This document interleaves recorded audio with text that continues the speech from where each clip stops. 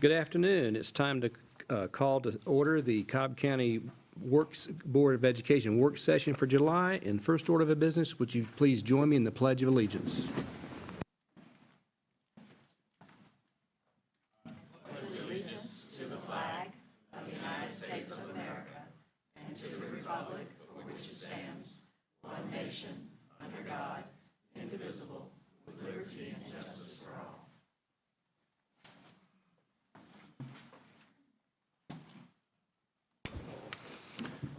Mr. Doyle, do we have any public speakers? All right, thank you. Okay, and now we have the approval of the minutes from the June 22nd, 2017 board meeting, along with the minutes from the first and second tax digest meetings held on July 11th. And if there are no objections to approval, all right, they are approved. And now we're ready to go to board business, and let's begin with Project Meatloaf. Mr. Clark Hungerford, all right, I'm going to let Mr. Hungerford, if you will make the introductions of the people who are with you, please, sir. I'll be happy to. Mr. Chairman, Mr. Superintendent, members of the board, thank you for the opportunity to come before you today. We come before you with another economic development opportunity that we think is a good thing for both the county and the school system.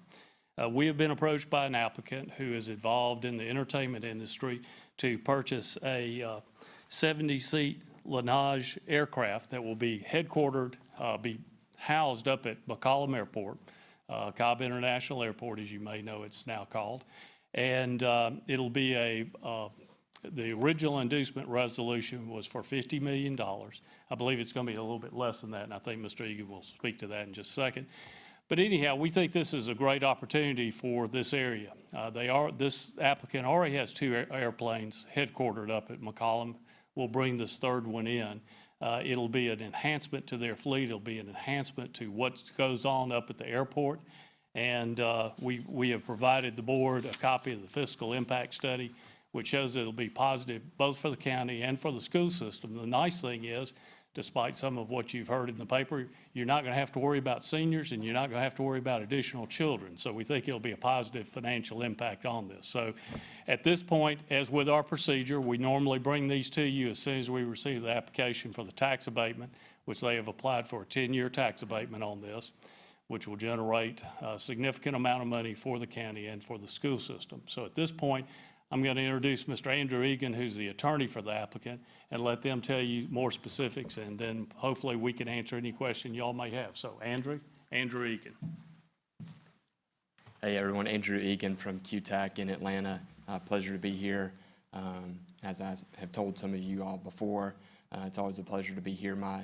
I'll have 4 children going through the Cobb County School District. My wife attended Cobb County Schools. My mother-in-law taught in Cobb County Schools for a long time, and y'all can't hold this against me, but I went to Marietta City Schools. So, but in any case, I'm pleased to discuss this project and the opportunity that it represents. We think it's a significant addition to the tax digest. We think it'd be a significant source of new revenue.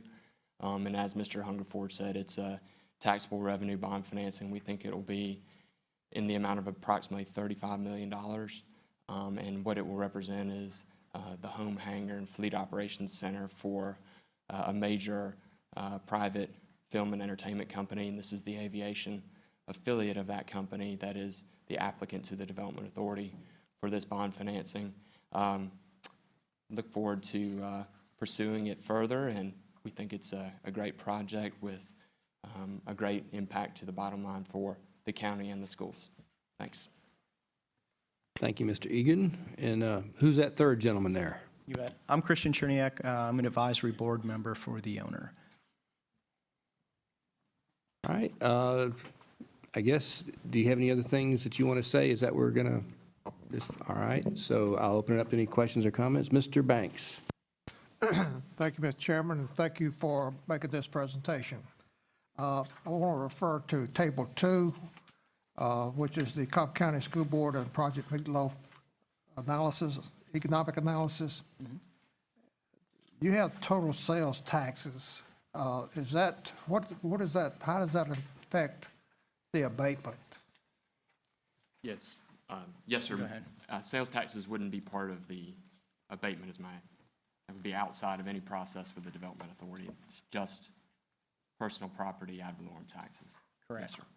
Okay, I didn't quite understand. You say it will not be part of the abatement? Sales taxes are unaffected by this Okay, process. so the property taxes, which starts out at year one, 259,000, for a total of $2,408,09, That sounds right. is the 10-year life of the project. And so at the end of 10 years, we will actually be collecting 148 million per, 1,000 per year. Is that correct? Because it, I want to make sure that we're talking off the same thing. I think you're referring to the Georgia Tech Economic Impact Analysis. Yes, sir. right, that- And okay. that's right. And what that is designed to demonstrate is the return on investment of the project, that there's still a significant net benefit, okay. even after any incentives to the school and the county. Well, help me understand what you're presenting here. We start out at 259,000, and in 10 years, we go down to 148,000. It seems to be reversed. Right. So part of that is like many assets, this asset will depreciate. So that's part of it. Yes, sir. Over the 10 years, Mr. Banks, the applicant will pay right under $1.3 million in taxes under the 10-year tax abatement schedule. It increases 10% each year, and the total amount of taxes over the 10 years will be right at $1.3 million total for that 10 years. Then after the 11th year and after, it will pay it at the full market value at that point, full assessed value at that point going forward. Okay. Now, down on the cost line, help me understand what this total support number really means.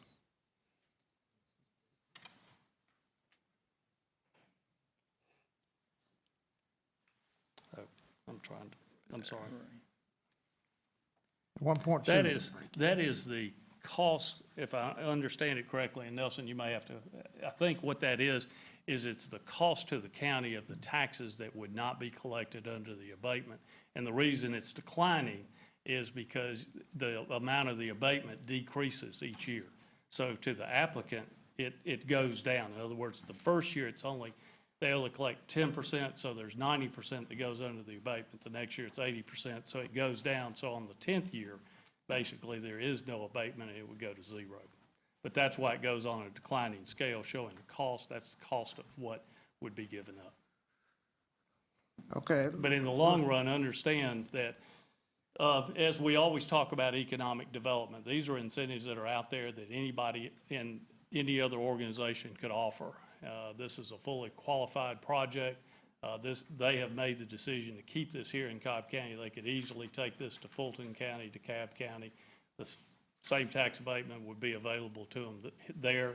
That's why we're asking for it here. They've made the decision, want to locate in Cobb County. So without anything, you can say, well, shouldn't we get 100% of it? Well, you could, except other people are out there competing for the same thing. So getting $1.3 million over 10 years seems like a good opportunity for me for the school system. you mentioned the 1.2 or 3 million, Yes. but when you go down to the net benefits line, you only have 866. So what is that number? I was using just the gross number. If you go through and you calculate what the gross taxes are, that would be collected by the tax commissioner during that period of time, that's what it totals up to, is $1.3 million. In this fiscal impact study, it looks at what the other benefits are and the other costs to the county. And there's a halo effect of this project that would probably garner other opportunities that would be there. There's also, I don't think is factored in this, is other things that would come to play up at McCollum Airport. Other people that might get incented to come in there and have their planes hangared there, or would come into the area and spend money along that lines. There are some additional jobs that are done, and there is a factor in there for how much sales tax revenue the new jobs would create. Okay. Well, I support any improvement in our revenue base, and I do thank the Meatloaf people for presenting this project, and I think it's a win for y'all and a win for us, so we appreciate it, and Thank you. look forward to doing business with you in the future. Thank you. Thank you. Thank you, Mr. Banks. Mr. Wheeler? Thank you, Mr. Chair. Question is, what is the life expectancy of an airplane? Life expectancy of this airplane could easily extend about 30 years, easily. You have many airplanes in the fleet already that are significantly older than that at the county right now. This particular plane is brand new and would currently represent about 30 to 40% of your current tax base that you have right now. So it's a pretty significant jump in revenue. A good analogy is the C-130. The fuselage has a long life expectancy and doesn't require that much in the way of updating. But what happens many times is the avionics, the electronics inside the airplane, get updated periodically. That's where the change is. But the plane itself, the outside structure, has a long lifetime. Okay, thank you. And I would just add to what Mr. Hungerford said. I work for one of them big companies that build some big airplanes, and we've got C-5s flying around that have been around for, I think, 40 years or so. So if you take good care of them, they can last. All right, Ms. Thayer. Yeah, thanks so much for presenting this and coming to us. I hadn't seen any of this before we came to the meeting, so are we just talking about adding a hangar at McCollum? This would be to house and stabilize for the long term our corporate flight department. Would include the 3 aircraft, the one that we had just mentioned, as well as improvements to the hangar. Okay, But the money that's being requested is for the purchase of the airplane itself. okay, okay. And then there That will was- be some enhancements that need to be made to the existing hangar facility. That is not, as I understand, a That's part of correct. this. That's not. Okay, okay, that's what I was not clear on. Thank you. Mr. Scamahorn. Thank you, Mr. Chair, and thank all the gentlemen. And I noticed Mr. Jeter's back there taking notes, so I want to welcome him also. Thank you.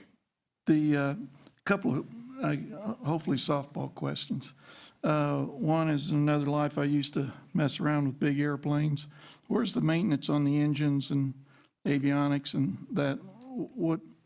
Where do we do that? Some of the maintenance will be done right there at the airport. I assume that's organizational maintenance. Where's your depot level maintenance done?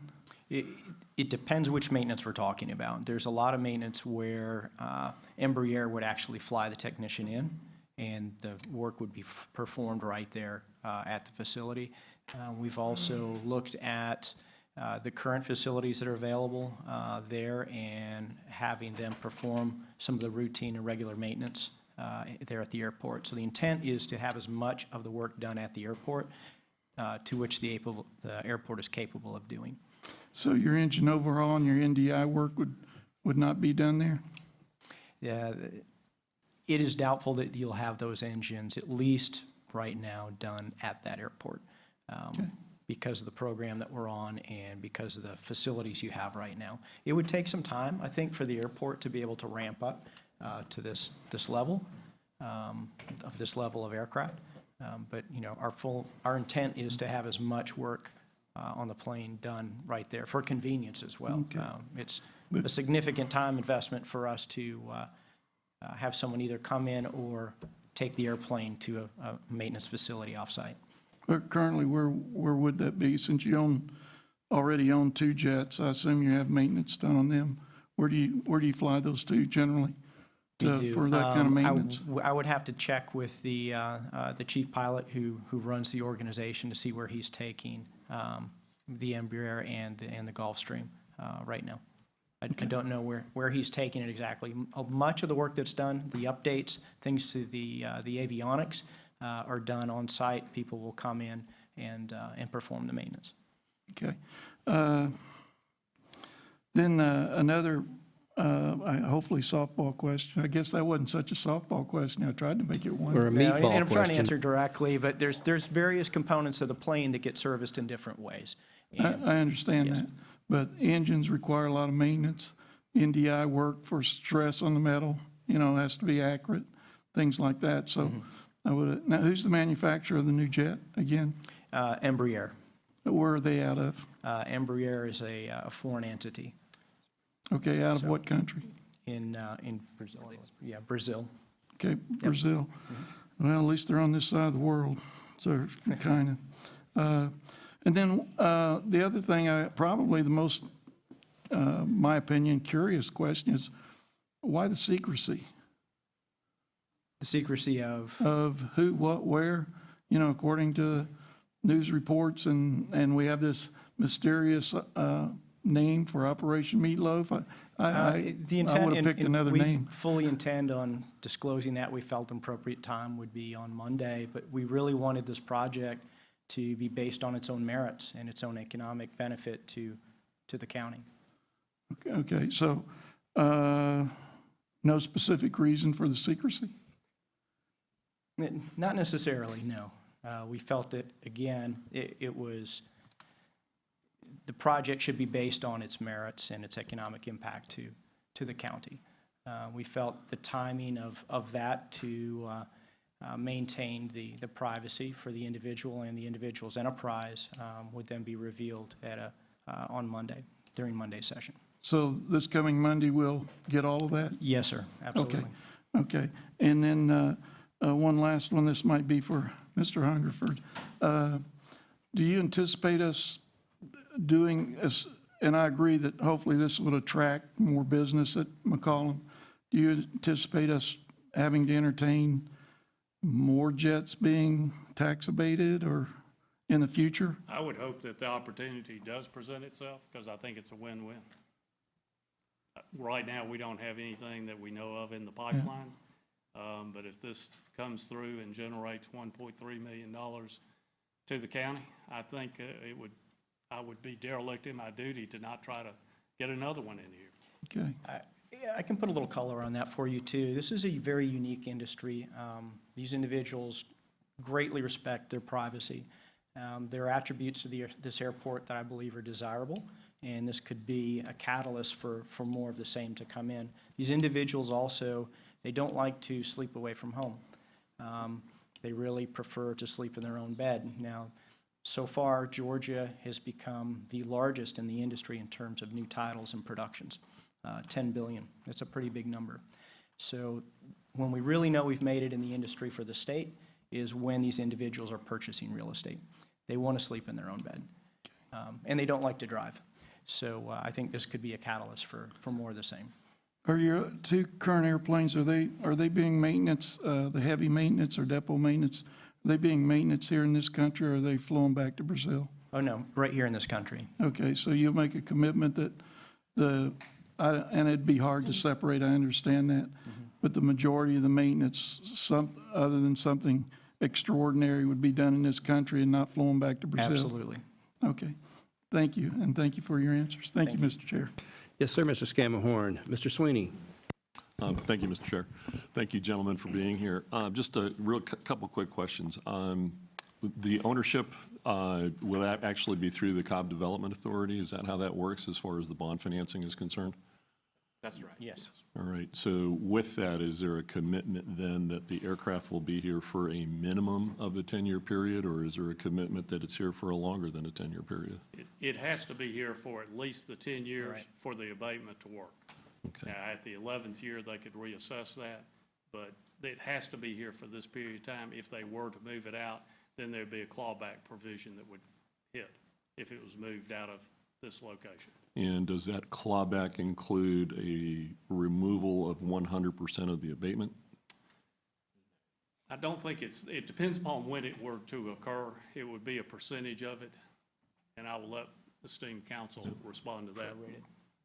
Right, I mean, in order to get the abatement, you have to keep the plane here. And so the idea for offering this type of structure is that it incentivizes an owner to keep their aircraft here subject to the favorable tax treatment. So you'd be disincentivized to move it during the 10-year lease term abatement period because you'd be moving it somewhere else at a fully taxable rate. Okay. Yes, sir. And then under, I guess, the petition that you're moving forward with, how soon would the aircraft be acquired and then domiciled here? Yes, so I can speak to that. Absolutely. It's temporarily hangared here already with the other two aircraft that are part of the fleet. And the idea is that this process would ensure that this would be the permanent home hangar of all 3 aircraft, which, for security and operational reasons, the company wants to have hangared all under one roof. And so there would be additional modifications to that hangar facility that would permit that to happen. So this whole process is designed to get to exactly what you're suggesting. All right, and that hangar, is that privately owned?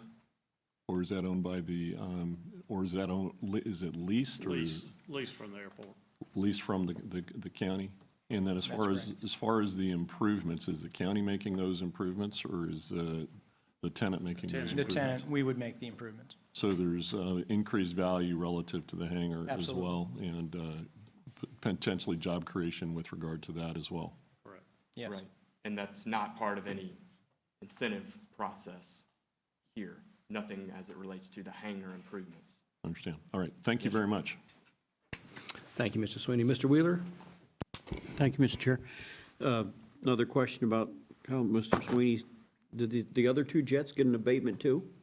No, they did not. This is a bigger, better plane? Much bigger, yes. All right, anybody? Mr. Banks? Thank you, Mr. Chairman. Let me just point out, in year 5, the net benefits was $91,000. That will more than pay for 1 teacher, and that's sustainable every year. Just want to point that out. All right, thank you, Mr. Banks. Does anyone else have any comments or questions? Okay, well, gentlemen, we want to thank you, and I'd like to remind folks that you come before us as a courtesy. Basically, we're allowed to review it and for us to hear the impacts, and so we appreciate what you do. And I'd like to remind people that development authorities are a creation of the state. They're actually tools of commerce that the local communities can avail themselves of the opportunities. And as Mr. Sweeney has often reminded us, and it's true, we need more commercial development here in Cobb County to help support the economics and the tax base of this county so that we're less leaning on the residential real estate to pay the property taxes. So gentlemen, thank you for your efforts and what you do. And even though the idea of meatloaf, it generates all sorts of ideas of humor and jokes, I've tried to withhold myself, but we're looking forward to the gravy. Thank you. Well, let me just say, on behalf of the Development Authority, we appreciate the cooperation that there is between the Development Authority, the county, and the school board being able to work together for the betterment of the county. Thank you. Thank you. Thank you. We look forward to Monday. Okay, Ms. Thayer, let's see, you have on here substitutes? Yes, sir. I just knew there were problems that had arisen last year and the years before with not having substitutes. I think it's a perennial problem, actually, something that will always be with us in some manner. But when we do have trouble getting substitutes, it does impact instruction. So I just wanted to see, since we'd not discussed it as a group, what we were going to do this year differently to attack this problem and what we might need to look at for the future to attack this and try to make our situation better. So I just wanted information from the staff on that situation. Thank you, Ms. Thayer, and I promise not to make any food-related jokes, although this is a beefy topic.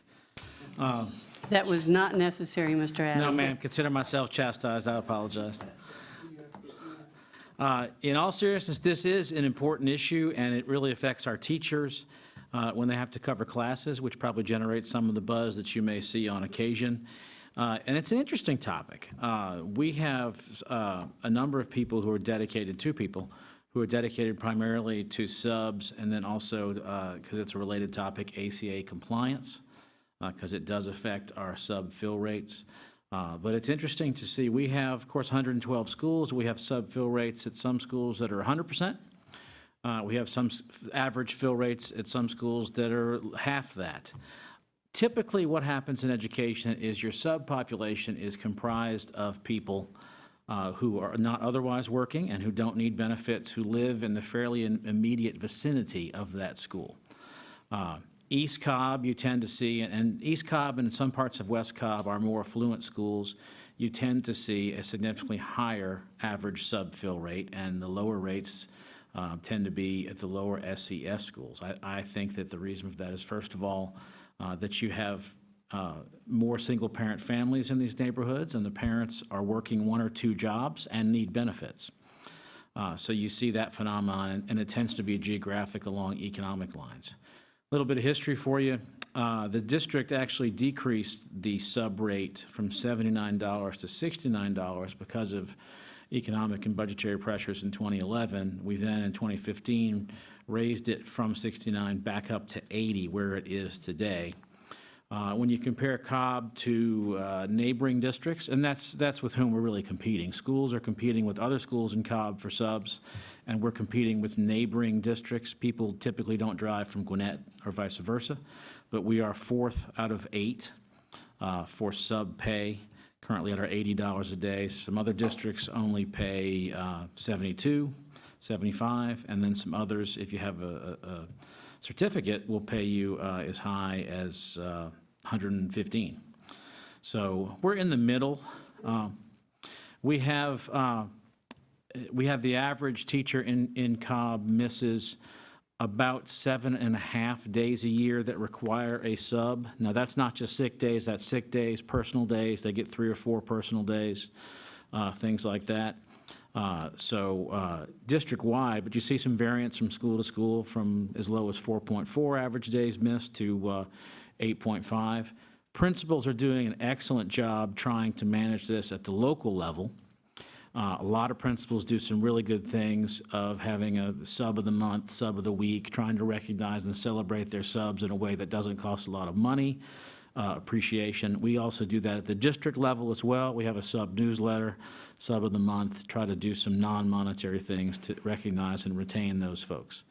The Affordable Care Act, of which you've heard a lot as of late, exacerbates this problem in that we are limited by the Affordable Care Act and its draconian penalties to require that subs are only allowed to work 15 days in a calendar month. Very, very briefly, there are 2 ways to measure whether you have to offer employees insurance under the Affordable Care Act. We use the more flexible but more complicated method. It allows us to use a monthly test, 130 hours a month, instead of 30 hours a week. Some districts use 30 hours a week as a limitation, and as you can imagine, they can't get subs on Friday because they've already used up all their permissible days that week. We use the monthly test, which gives us more flexibility. But unfortunately, the penalties under ACA, if we fail to offer insurance to an individual, say a sub, and they work too many hours over time, the individual penalty, which we in the HR world call the tack hammer penalty, little hammer, is about $3,400 per individual. The really scary penalty, the sledgehammer, is if we ever drop below the 95% compliance level under ACA as a district, we are then fined by the IRS, not based on the non-compliant individuals, but based on all of our employees. If we ever fall below that threshold, the penalty for a district our size is $2.7 million per month. $2.7 million per month. So we have to be very, very, unfortunately, rigid to make sure that we comply and avoid that sledgehammer penalty. So that's why we have to this year be, last year the compliance level was 75% for ACA. This year it goes up to 95%, so we've had to tighten up our compliance. We continue to study this both with other HR groups. We meet every other month. The MRISA HR folks get together, and this is an issue with which we all grapple to certain extents. And then we study this at our GASPA meetings. So it's something we've been looking at and talking to other districts. But the very short answer to your question is there's a lot of variation in how severe the shortage is based on geography and socioeconomic status. Ultimately, we as a district are not exempt from the laws of supply and demand. And we would have to, at some point, if the money were there, look at potentially increasing what we're willing to pay to remain or become more competitive with other neighboring districts with whom we're competing. And then everything is worsened because of the restrictions we're forced to comply with under ACA. So I hope that gives you probably more than you ever want to know about ACA, but an overview of what we're grappling with. Okay, but what I'm hearing is, though, excuse me, is that it is a problem. And it's a problem in areas where test scores as our measure are our lowest. So where our learning needs to be, where we need to be focused on improving learning. So that's our most critical area. Yet we're having more sub-problems there. And knowing we've got lots of things going against us, we don't know how to fix it. So we need to be doing, and we're not doing anything different this year. Is that right? I would differ with that a little bit. If I could pay subs $200 a day, I could fix it. But obviously, we can't do Right, that. we can't do that. So the question is, could we go anywhere from $80 up to something that would make a meaningful difference and be able, because we have to recruit people not only from other neighboring districts, but also from other lines of work. When the economy picks up, people who might otherwise sub are doing other things because they have more opportunities. You see the relative sub shortages become less severe when the economy declines because people look at it more as kind of something they'll do if they don't have another position. So as the economy's picked up and people have more options, we've actually seen the relative sub shortage get worse. But ultimately, it comes down to supply and demand. Even without the ACA exacerbating it, it ultimately comes down to supply and demand. But in this budgetary environment, we've looked at this, but we looked at the budget this year and decided that with very finite resources that we were going to first fulfill our commitment to our permanent employees with the 1.1% one-time bonus. Do you think it would be worth maybe putting a study group together, at least maybe of principals from the areas where this is the biggest problem, and talk about, and maybe some things don't cost, maybe there are things we could do, or maybe they're, rather than looking at the sub, I was surprised to learn that the average teacher's out 7.5 days. Was that right? Yes, but that includes, bear in mind, that's not sick days. That includes, they are allowed to take 3 or 4 days for personal reasons. That's still out of the classroom to me. That's still out of the That's still classroom, out. but our policy allows that. And so the actual call-in sick days is going to be significantly below that. That's also including in-service days. That's out of the classroom for anything. It also would include the effect of an employee who's out on FMLA for 60 days. So that can skew your numbers a little bit there. That would be for any reason requiring a sub. To answer your question, though, we will continue to study this. We have groups that do this. Mr. Ragsdale has both a principal and teachers advisory group that we can solicit advice from again. I have a separate group within Human Resources of principals to whom we have discussed, with whom we discussed this. So we'll continue to study this, and then if we get some good news on the budget, maybe try to bring you some good news for next year potentially. I think too, not to create this into, all right, so that's not my phone. Not to create this into a political issue, but we never had a perfect environment for substitutes. So that being said, it was much better before ACA. And what ACA has done has exacerbated the problem because, as we all know, schools, principals, teachers, and substitutes have their sweet spot, so to speak. Teachers have substitutes that they always want to go to first. Substitutes have schools and teachers that they always want to work with. So what's happened is that ACA has pretty much put an end to that to a degree. It's put a definite limit. There is a ceiling on that particular scenario. And I think what has happened is what has caused the substitute issue to really bubble up to the forefront. Now, Representative Barry Loudermilk has included me on some input sessions as well, and I have provided him with that exact example because a lot of people think that, trying to tweak or change or whatever ACA is just people wanting to, to complain and these kind of things. But I told him there's a lot of tentacles that people don't necessarily see. And the fact that ACA is actually reaching out and negatively impacting our school district and other school districts as well is certainly one to be brought up, and I have brought that up. So we are taking it up to a higher level, again, but we know what the politics are, that have, not produced another option. Now, they are saying that they're looking into the penalties for ACA, which is what drives us to be that, because obviously we can't afford $3 million a month as a penalty. So we're definitely cognizant of that fact, so.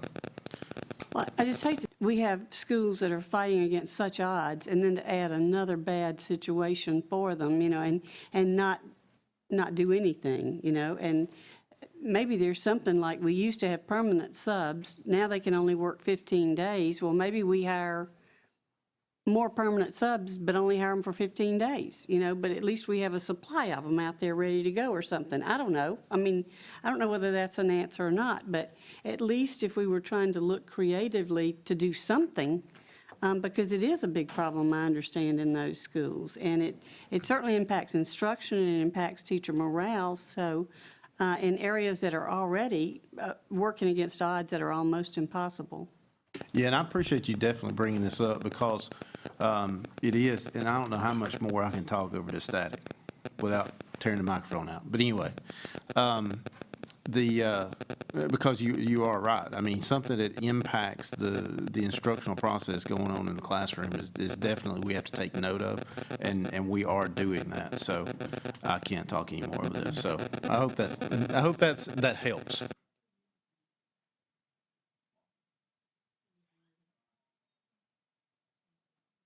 Mr. Wheeler? Mr. Adams, is it, I think you said we were 4th out of 8 in pay. Is there any other compensation we could do, like maybe tickets to football games or plays or events? You work a day and you get a bonus pass to one Cobb County event. I've had some subs tell me that, they're working a lot of time and they would enjoy something like that. They like being around the kids. Is it possible to make some kind of, that really isn't going to cost us anything? We could, and some Nice some perk. schools do that, and I want to make it clear that we are not doing nothing. We are doing everything I think that we reasonably can that doesn't cost money that we don't have. Some schools do that. Some high schools will let people into their events for free or at a discounted rate. There's some elementary principals who do an incredibly good job of in some cases, actually baking their own cookies at home. The principal will bake cookies and bring it in and give it to the subs. That's sad. It is. That's really sad. But I'm glad they're doing something because they are the ones who are rising to the challenge. The principals, in their defense, I think they're doing everything at the local level that they can do that doesn't involve a lot of money issue. And I think the same is true for not only our district, but others. As I said, we are 4th out of 8th, and we generally do well against certain districts on one side of us, and then when you look at other districts, there's one that joins us that pays 115. So if you're on the border between Cobb and this other district, and it's 80 versus 115, then you might be willing to go in that direction. But typically, we're competing against a fairly small number of districts. But we're right in the middle of the pack in terms of the pay. Like I say, that's not a lot of money for the time that they spend with those kids. I mean, that's a tough job being a substitute teacher. And if you're going to take taxes or stuff gets taken out of that, that's, a lot of them will tell you it's not worth the time. So you lose them because they can find something else to do. If there was something we could add to that didn't cost the district, I think that would be a benefit. Ms. Thayer? Okay. I would just like to see us make a commitment to look at it and study it. Okay. We'll do that. Mr. Scamahorn? Thank you, Mr. Chair. A couple of quick things. Did you say that we bottomed out at $69 for sub pay a few years ago? It bottomed out in the recent past. In 2011, we reduced the daily rate from 79 to 69, and then in 2015 increased it again from 69 to 80. From 69 to 80. Okay. So even at $80, it may have changed, but somebody told me years ago that you can generally take a gross amount of money and subtract 20%, and that would be the taxes that you'd be paying on it, correct?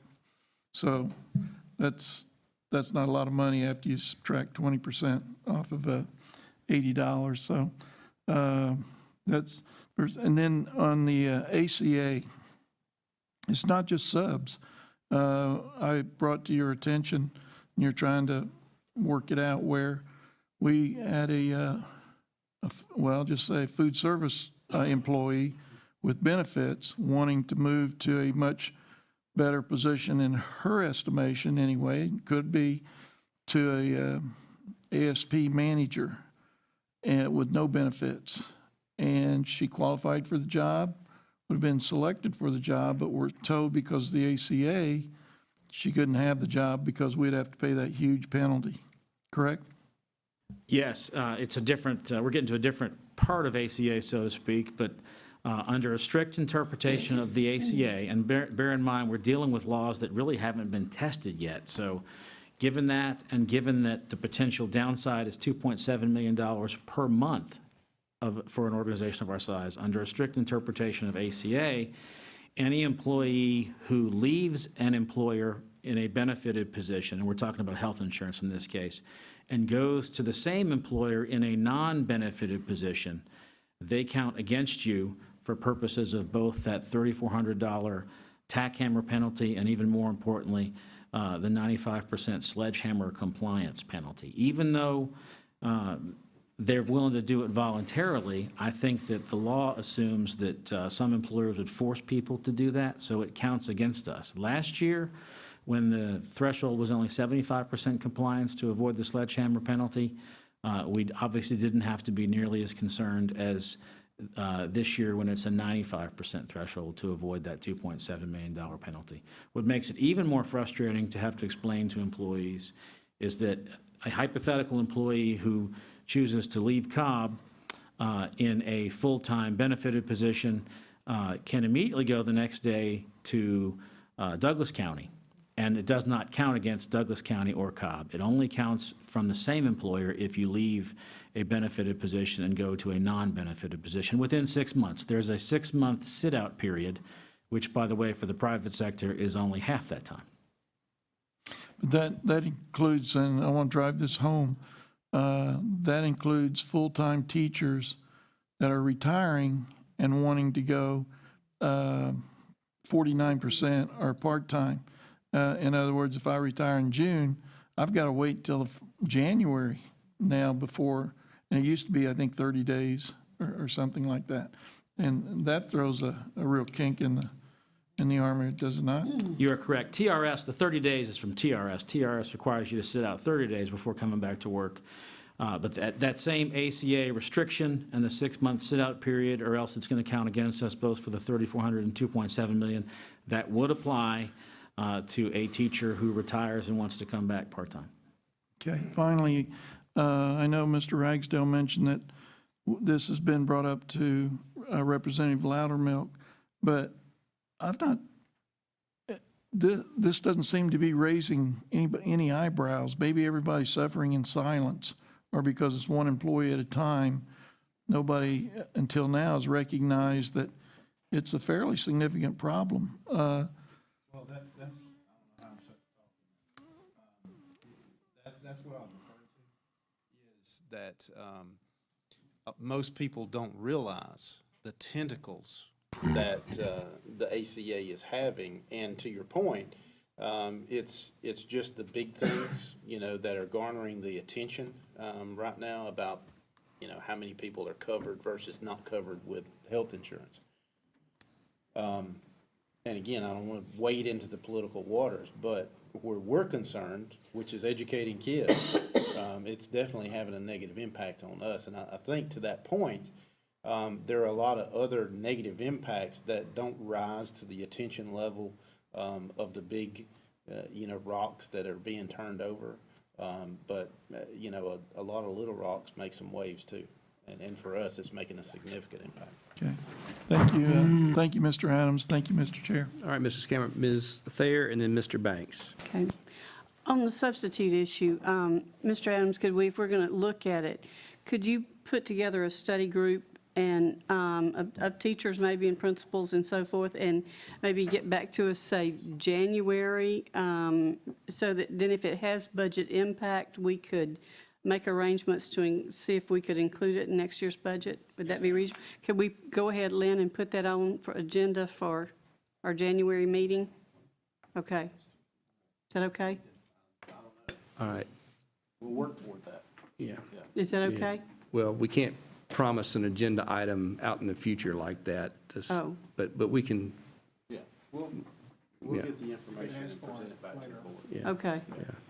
Okay. Okay. All right, thank you. All right, Mr. Banks? Thank you, Mr. Chairman. Do we have any analysis on how many subs we have in elementary, middle, and high schools? What the number, what the percentage of the, say, the FTE or the number of teachers? Do we have any kind of analysis of how many people we're talking about? We have about approaching 2,000 current subs who are active, subbing at least one day a month for us right now. We don't have a breakdown specific to level because they can sub at any level on any given day, depending on where the vacancies are and what they choose to do. They can also specify that they only want to sub at certain levels or at certain schools, and schools, of course, can prefer people and people can prefer schools. But the only number that I have for you today is that we have 2,000 total that could sub at any of our 112 schools on any given day. Well, let me rephrase it then. For our schools, elementary, middle schools, and high schools, what number of subs participate each month? Not how many subs we have, but how many actually are being, is the elementary is the primary sub area, or is the middle school or the high school? Do you have those kind of numbers? It's all the above. Very, very broadly, subs seem to be a little more willing to sub at the elementary and high school levels compared to middle. As a middle school teacher, I guess I kind of understand that, but it's not terribly significant, the difference. I'll have to get some more specific data for you if we're looking for a fill rate by level, but we don't have Let me that. jump in here too, because let's not miss the forest for the trees. All right, so, and the reason I say that is a very high level of morale in employees. Happy employees come to work. When morale is low, you're going to see a lot more need for substitutes. Now, I'm definitely not negating the great job that our substitutes do for us. But when we start talking about potential solutions, robbing Peter to pay Paul kind of scenarios, that the forest that I'm referring to is keeping the morale the high as we can for our for all of our employees, because substitutes, while substitutes are generated by absences in the classroom, employee absences affect the overall organization as well. So we need to keep that in mind as we look to a solution. Well, and what I'm trying to get to is, identifying what the obstacles are and where the problems are. And, once you know what the problem is and where it's at, then you can come up with solutions. The other question is, where do we get most of our subs? Typically, subs come from within about a 30-minute drive, typically, of that school. So if we're looking at Sanders Elementary School, for example, the people that would sub at Sanders would live in that general vicinity. And as you can imagine, especially when gas prices are even higher, people are not willing to drive terribly far. So it's usually the surrounding vicinity, and you're usually looking at people who otherwise aren't working in any other capacity and don't need benefits. A lot of parents, grandparents, people in that kind of situation. Is it a high percentage of the 49%ers? I don't understand your question. Do a lot of the subs come from former teachers? There are some, but no. Most of our retired teachers, when they decide to retire, the vast majority of them do not want to come back and sub. Okay, so subs can be non-certified, is that correct? Correct. The only requirement is that they have a high school degree. We prefer if they have a four-year degree. We're able to get more people now who are subs who are certified, although that's decreased a little bit in the past couple of years as we've seen some teacher pipeline issues. But in Cobb, we're better positioned than a lot of places in that we have a higher percentage of our folks who are subs than many districts who have college degrees or even certification. Well, Ms. Thayer spoke about having, in certain areas, having a problem with getting good subs or getting subs. Let me say, in my area, we also have that same problem. Maybe not as much, but we do have that same problem. Thank you, Mr. Chairman. Thank you, Mr. Banks. Mr. Sweeney? Thank you, Mr. Chair. The Affordable Care Act, with either its intended or unintended consequences, seems to have tied our hands in many regards.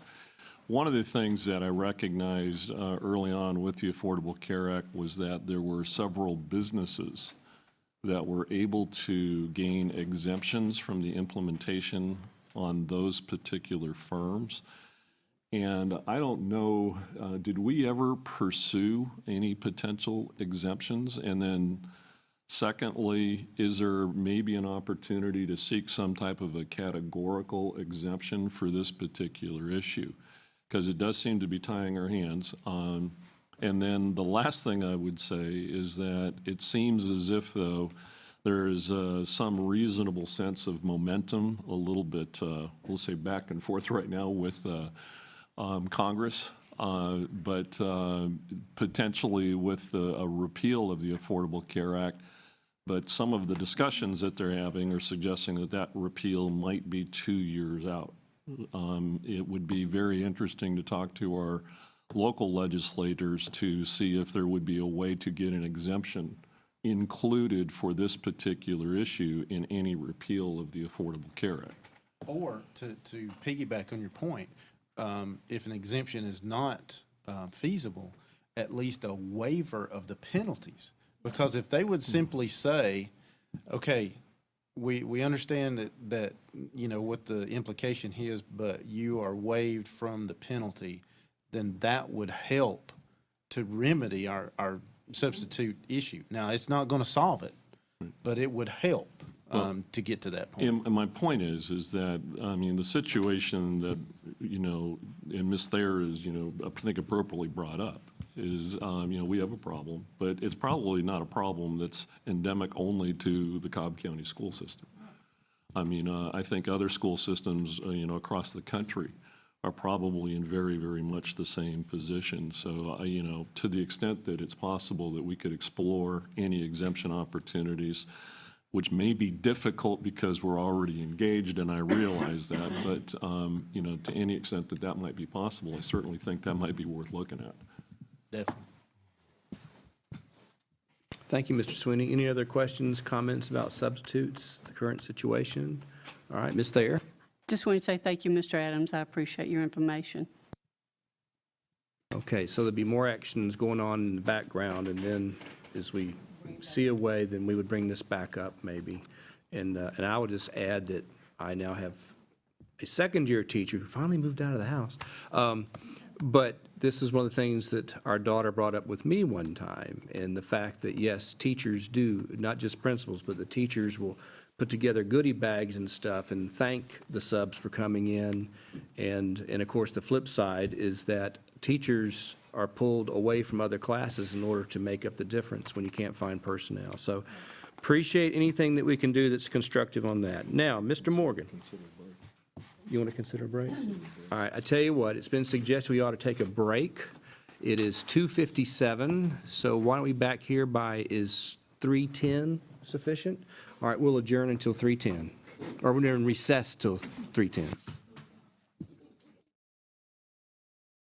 Back to our work session, and the next topic is the Open House and Parent-Teacher Conference Standard Communications. Mr. Morgan, I'll let you fill us in.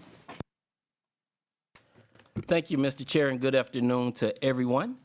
Back in March, afternoon, what did I say, morning? No, I just said good afternoon. Oh, you responding back to me, my bad. Okay, my bad. I'm gonna get together. I hadn't spoken today, so take me a second to get together. Go ahead, what were you about to say?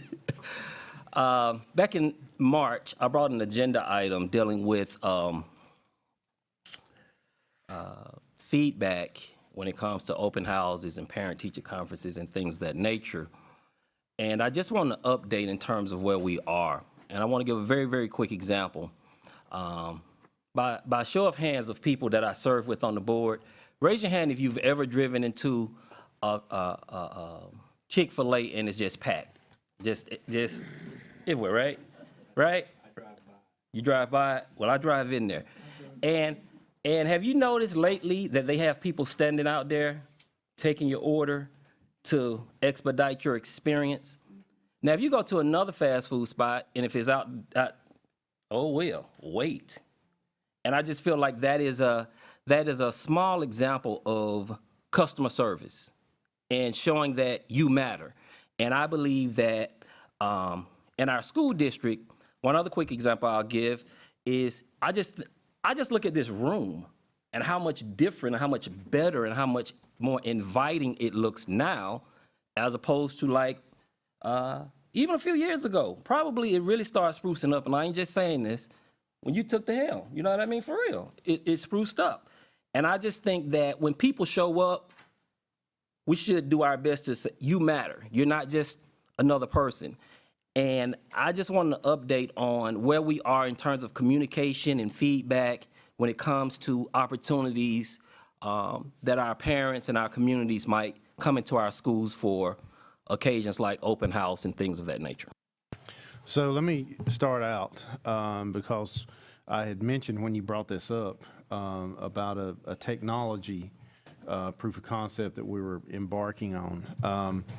The feedback that we got from that proof of concept was not such that we would move forward with that project. And granted, it was not solely for this particular utilization, but it was going to serve this utilization very well. So let me say that I was disappointed that it didn't work out because it was going to be a perfect environment for what you were trying to do. Now, that being said, I've asked Alice to get some preliminary data because, again, we've just come to the end of that proof of concept, and we didn't put all of our eggs in one basket, but we did have high expectations for it. It just didn't turn out. So that being said, I know that she's got some data. It's not exhaustive. But now we're kind of back to paper kind of scenarios. So I just wanted to preface that with that information. I will say that of the 112 schools in Cobb, different schools do get parent input through PTA, school councils, foundations, and we don't have standardized for every input that comes through. When you mentioned conference week, we do, and that, of course, is elementary and middle. Once a year, not twice a year. They do have a conference form, and the nice thing about it is with technology now, it can be customized. There are standard questions that specifically deal with the parent-teacher conference, what's going well, what would you like more input on, but it can be customized per school. Several of our schools, and this summer we did a Leadership Institute, and we had our several principals present ways that they get input, and it was just really valuable. And so we've started tying that into our leadership training. We're huge, Mr. Ragsdale's huge on school culture and that climate. Parents need to be welcome. Everyone needs to be welcome. I agree with you. So we have the yearly planning, and really schools are doing pre-plannings, post-plannings, mid-year plannings where they bring the community and parents in for input.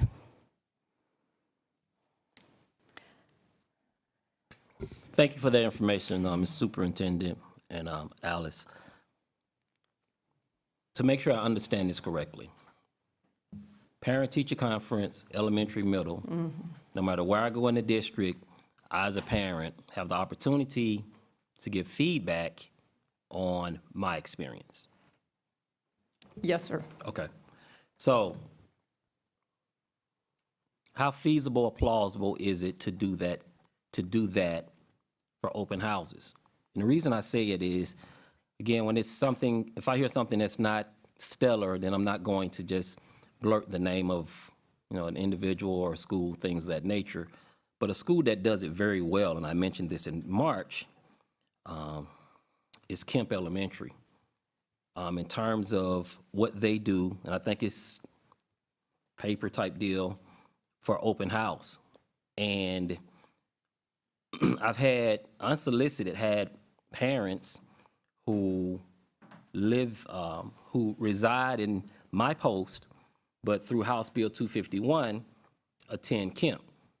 And they said, David, it was night and day. Kemp, I felt the open house was worthwhile. They earnestly sought my feedback. And in subsequent years, I continue to see tweaks and things of that nature. So my question is, can we get that type of standardization in terms of feedback when it comes to open houses at our respective schools? And I would say that's very feasible. The assistant superintendents worked with their principals after that March meeting and asked them to consider. We did not give a mandated form that's system-wide. But as a matter of fact, I meet with them in the morning, and I will ask them to reiterate that. And we did have, as a matter of fact, the principal from Kemp and several other principals were part of that training this summer. Okay, Mr. Banks. Thank you, Mr. Chairman. It seems like with the technology we have today that parents that have students are making inquiries to different aspects of what's available as far as their students concerned, what their subject is, what their grade is. Do we have any algorithms that measure the participation of these parents as far as how often they are looking at the technology or the application that's available to them? If we can measure that, we can get some kind of idea of how each school is performing as far as participation. Now, if it's low, then we got a problem. But if it's high, I suspect in some areas it's going to be very, very high. But do we have the ways of measuring it? So with great hesitation, I'm going to make the next comment because I know that the board member to my immediate left is going to just have something to say after I say this. Okay. But I'm going to say it anyway. Parental involvement. I'm just going to go ahead and say one of the most disappointing stats that I can give you to answer your question is not necessarily on feedback that we're receiving for what Mr. Morgan is talking about with the various things, whether it be parent-teacher conferences or open houses, those kind of things. But the access that we make available for parents to look at their students' grades, the online grade book, the utilization of that hovers around 50%.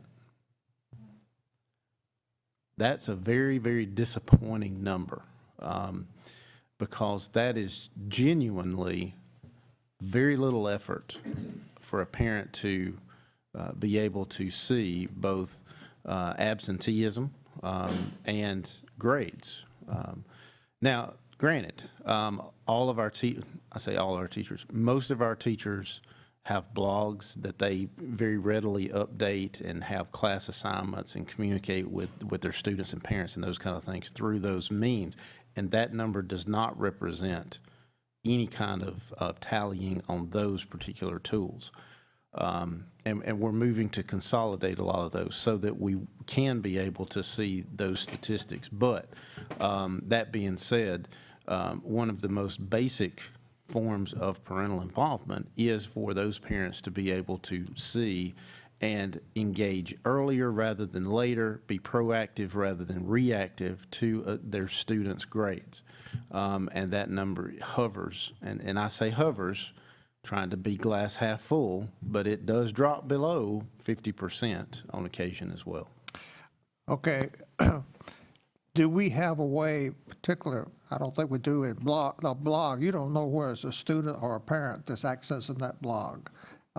No, we don't even know how much they are accessing because we don't actually own the blog, so we don't have that ability to Okay, to but the detect. applications that we provide for grading or whatever, information for parents, that sort of thing, we can measure that. And what you're saying is that's district-wide, that's only 50% activity. That's correct. That's shameful. That these parents, I mean, with the technology today, these parents have no excuse of not knowing exactly what's going on in their students' classroom and for their grades and what's going on in their school. There's just no excuse. Thank you. Mr. Morgan, anything else? You're good. Okay, well, then we will check that one, and I believe you've got the next item, Teacher of the Year criteria. Yes, thank you again, Mr. Chair. I'm very proud of what we've done as a district when it comes to Teacher of the Year, especially the money that, the additional monies that this board has put into the budget. I think it totals $228,000 for not only Teacher of the Year, I think it's classified employees as well, for the work that they do. And I am, but you know, again, back to feedback and improvements and looking at processes, I think that's relentlessly looking at those things, you know, helps us to be better. And when it comes to Teacher of the Year, based upon what I know, and I will readily admit that I'm not as intimately aware of all the ins and outs, but there are a couple things that I have, and I'll just ask them all at one time and then just get feedback. If I understand it correctly, you're not eligible until 3 years at the same school or 3 years teaching. And if that's the case, can we create a Rookie of the Year, Newcomer of the Year, things of that nature, people who come in hitting the ground running, a way to acknowledge, you know, the currency that they're bringing in our respective schools. Also, am I correct in saying that you can't be Teacher of the Year back-to-back years? Don't know if that's true or not. But to me, that's analogous to saying, okay, Steph Curry, you MVP this year, but can't be, why not? If you're the best, you're the best. And if you're, and especially if it's your colleagues, the one that is nominating you. And the final thing is, in terms of the criteria that we currently have, which I think is largely aligned to the state criteria, is there a way that we can get feedback about tweaks, changes, updates from teachers? So those are my three things. So avenue for Rookie of the Year, can you be eligible to do it back-to-back years? And also, can we get feedback on our current criteria from, you know, the people who are our current practitioners? So let me take the first one, the Rookie of the Year, because you and I both use a lot of sports analogies, and I think it's very fitting because of our mission of one team, one goal, student success. I think that is absolutely appropriate, the Rookie of the Year, and that's a great idea that you bring it up in that manner, because it stands to reason that we do not necessarily have an avenue to recognize teachers or a teacher that is coming into the profession new that is truly a gifted teacher. And we need to do that because we do brag about a lot and often very loud that we do things to recognize our employees in this district that no other district does, or to the degree that we do. So I think that's an awesome idea because you are correct. It is 3 years, and that is based on state criteria for Teacher of the Year. And I don't want to do too much to modify the Teacher of the Year because we do have such a great program to where we have the Teacher of the Year ceremonies each year, to where Ed Voiles provides the cars free for 1 year to all 3 levels in our district. And that says what a tremendous partner they are to put that effort forward for that recognition. So I want to keep that, as pristine as possible, for lack of a better term. But I do like very much your idea about Rookie of the Year, because it does help those new teachers to really know that we're going to recognize one of the new teachers. Now, granted, some schools may not even have a single, new teacher to education. Some schools may have one. So I think Rookie of the Year kind of is a great analogy, because it is of the entire district. And maybe we do, elementary, middle, and high, kind of thing, Rookie of the Year. So, but I like that, and I think that's an awesome idea.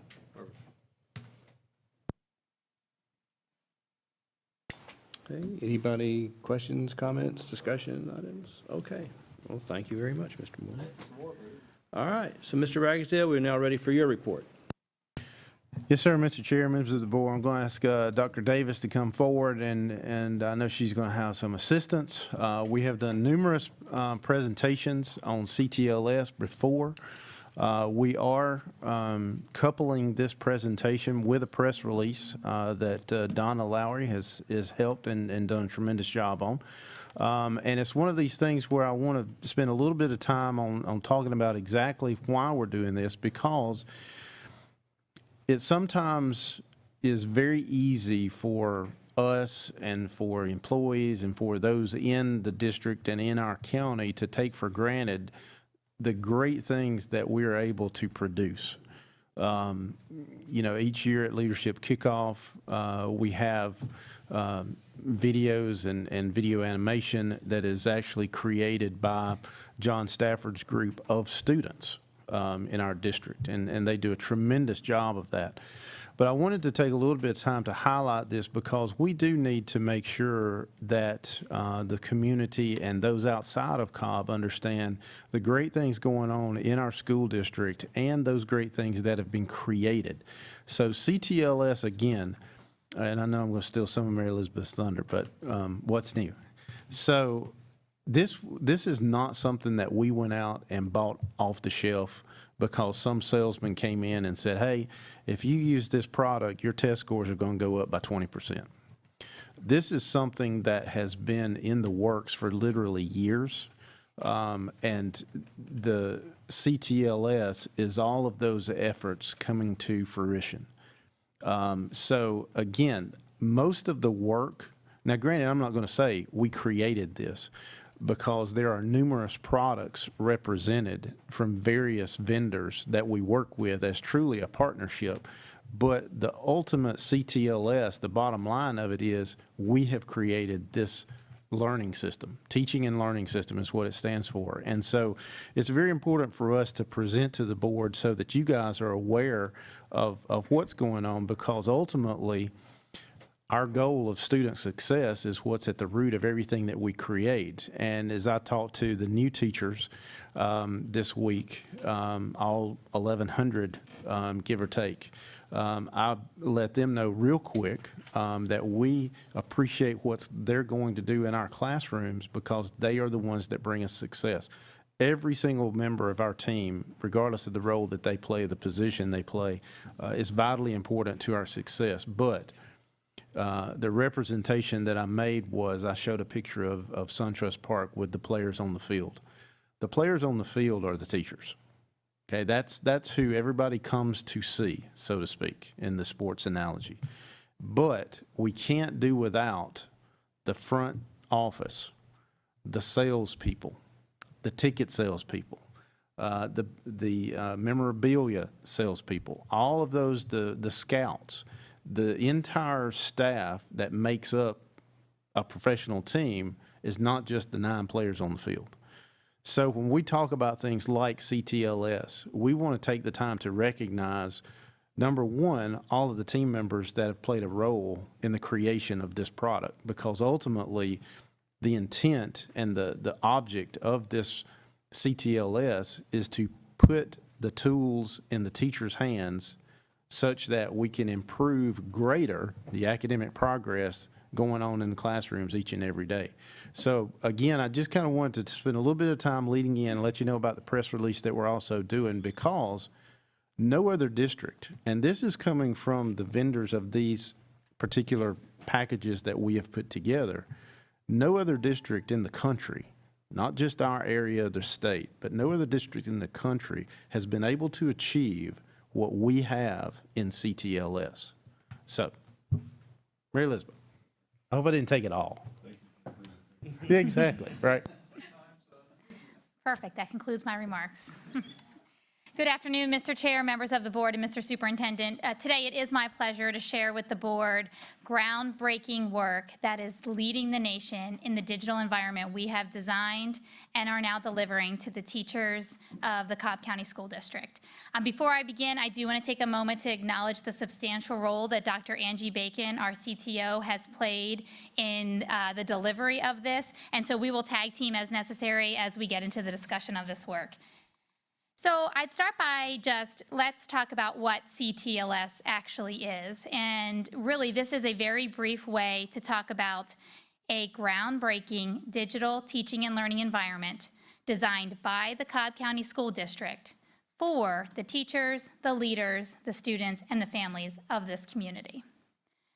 Now, this is not an off-the-shelf purchase product like Mr. Ragsdale referenced, but not only has it been designed by leaders in this room and in this organization, we have actually used a user design model in the development of this. We have actually had teachers at every phase of development be a part of contributing to modifications, enhancements, next developments, and the data on how many teachers have actually had a hand in delivering this system is really quite amazing. So we received about 622 suggestions from teachers throughout this process that has actually translated into some type of tweak, modification, enhancement, or redesign. So this is really a Cobb County School District designed environment. I'm going to focus on some of the significant features that make it so unique in the industry, but I do want to mention that what I will show to you today is how we have actually migrated legacy content from former systems, and we have integrated with legacy systems that have been longstanding in our organization to really create this one-stop shop experience for our users. And as you can imagine, as is true in our own personal lives, it seems like there are more and more places you have to go to compile a bit of information, and more logins that you have to remember with more and more passwords that you have to remember, and suddenly you find yourself writing them all down and you think, oh goodness, how confidential is that? Because I now have a piece of paper on my dining room table with them all. I'm going to feature with you how we have overcome that for our teachers and how we have been able to negotiate single sign-on experiences with all of the environments that our teachers depend on securing resources. So let's go ahead and talk about this system. I'm going to start by actually focusing on what teachers have access to. Teachers have access to a personalized digital environment. Now, personalized means that when I log into the system knows my role in the organization. And there are predetermined features on my dashboard because the system is able to recognize my role. And when I get to the point of navigating live, I'm going to be a second grade teacher, and you're going to get a chance to see that. And you're going to see how, because I'm a second grade teacher, what is already automatically populated at my fingertips. It'll be a one-stop shop for all instructional resources. There'll be a portfolio of professional learning modules by standard, which I'll also take a moment to demonstrate.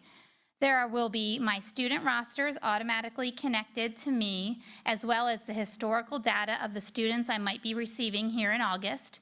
And then, of course, there will be real-time classroom assessment data at my fingertips, and I will model all of that for you in a moment. Teachers will also have the ability to customize their environment.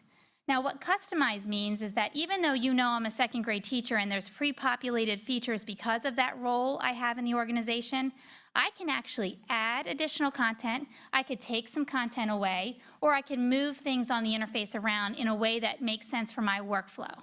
So I can actually customize as a user to make this exactly the kind of tool I need it to be so that I can plan the instruction I deliver to my students.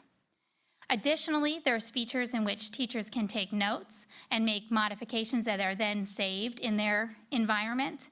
And they can join communities and be a part of bigger conversations, and I'll give some examples of that when I do a demonstration. And then additionally, teachers can enroll in formal, digital, or blended professional learning courses.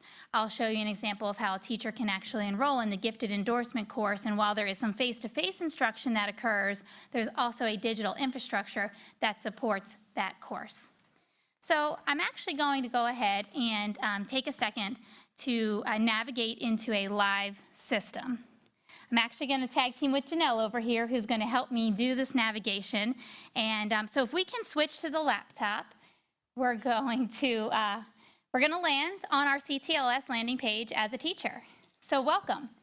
And I'm a second grade teacher, so Janelle, if you could just point us out, give us a little circle around where you can see I've got my second grade ELA content, I've got my second grade math content, science, and social studies. All pre-populated because the system knows my identity. Now, I'm also going to take a minute to say, because I'm a second grade teacher, it's probably really important that I know what first grade instruction looks like and what third grade instruction looks like. So I actually want, Janelle, let's just go ahead and add third grade and first grade math courses here. So very quickly, any teacher, no matter what you teach, can have access to all of the content for every course area and for every grade level in the entire organization. So we're going to go ahead and just watch how fast this happens. We're going to add first grade math and third grade math. Let's go back to my home page. And now I'll have, every time I return to my dashboard, I will have my first and third grade math added. Third ended at the end, first is right there at the beginning. Okay, so this is just on my dashboard. I've shown you how it started as personalized. I've now customized. You can imagine I could carry on here by doing that. But let's pause there and take a moment and go to the right of the screen. On the right of the screen, you have either district-driven announcements or local schools can have their own authority to deliver announcements to their teachers. Here we have our back-to-school message from the superintendent, and this will be populated for every single one of our teachers when they come and join us on Monday. Welcome back, and here we go, ready to make a difference this year. So our messages can be district-wide and archived in the system. Back to the home page. I do want to take a moment just to continue exploring the dashboard, and if you would go scroll down for me, Janelle. In the left-hand side, you actually can see links to all of the common places that a teacher may want to go. Let's use, for an example, Synergy. It's the top center. That's the grade book that our teachers use. We are one click away, going right into our Synergy grade book right from this landing page. Why don't we go down bottom right to the Cobb Digital Library? The Cobb Digital Library is something that our district has historically made available to teachers, but again, it was one of those places where you had to remember, where did I see that and how did I find that? And I've got to I kind of forget that, so yeah, I'll just probably do that another time.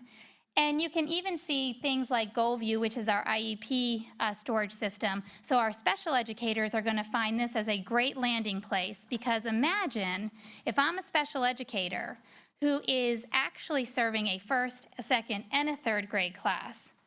And now I can customize my dashboard to have first, second, and third grade content at my fingertips, and I have my IEP system right there, all from the same place. Last thing I'm going to feature on the dashboard is on the bottom right. And the bottom right is something we can really be proud of. This does not exist across the country. There are districts talking about doing this work, but we have actually developed an environment and a workspace so that teachers who have common interests have an environment where they can collaborate. We're breaking down the barriers of a classroom wall and of a school. Now, I'm a Bells Ferry second grade teacher, and I just went into my community. And in my community, I can actually see, if you would just want to click on forms maybe as an example, you know, just all the things that as a teacher I have to access from usually a shared drive or several other locations. And they're now all populated by the leadership team right here at my fingertips as a teacher. I also actually can have an opportunity to do a discussion here. So let's say as a second grade teacher, and I know we just adopted new science and social studies standards, I can actually start a discussion. Anybody have some ideas on how we're going to kick off this science and social studies integration into our literacy unit? And you can see that a group of teachers have had a series of conversations right here over the summer related to the new science and social studies standards. But I'm going to add a thought to this. I want to go back to the homepage, Janelle, because what I actually want to show is not only am I a second grade teacher at Bells Ferry, but I have students in my class who actually participate in our adapted physical education program. And so I want to be really well connected with teachers across the district who also serve students who participate in our adapted physical education program, because I'm the only teacher at my school that does. And that sometimes leaves me feeling very alone in the way I'm approaching my work. So look at all of the communities that have already been developed across our district. And Janelle, let's go ahead and choose the adapted PE community to join. I'm going to go back to my homepage, and what do you think you're going to find? Right there at my fingertips, I'm a part of a community related to something specific and unique that I do at my school that now connects me to teachers of like this across the entire organization. So this is just my dashboard. I'm actually going to now take a minute to show another way I can customize this, and that is by adding my own personal links. What Janelle is clicking on right now is an area where I can actually add all my own favorite links. Let's say I use the Library of Congress website all the time because I include primary documents from the Library of Congress in my instruction. I could add the Library of Congress. No one else will see that because this is my customized environment that I can begin populating. And you can imagine teachers will have hundreds of these, but now all landed right here in this spot. I also have an environment for my notes. Let's say I use a resource that I decide didn't work as well as I wanted to, so I'm going to need to take some notes so that I make some adjustments the next time. Well, this eventually I will have hundreds and hundreds of notes that I then next year can go back and make modifications to the way I use a resource that I found in CTLS. So while I'm talking about resources, let's take a look at some of them. Janelle, let's go ahead and pop into a second grade math course. And when I pop into the second grade math course, it wouldn't matter what I was going into, whether it was math, science, social studies, English language arts, or any grade level. They're all going to follow the exact same structure. And as a side note, this may not be of interest to the general population, but teachers have felt like they go to a million different places to find all these things in historical times. So the fact that I'm going to go to the same place every single time where everything is now housed is going to be a huge time saver on the behalf of our professionals. So right here is our framework. We deliver the order of standards that each one of our schools follow.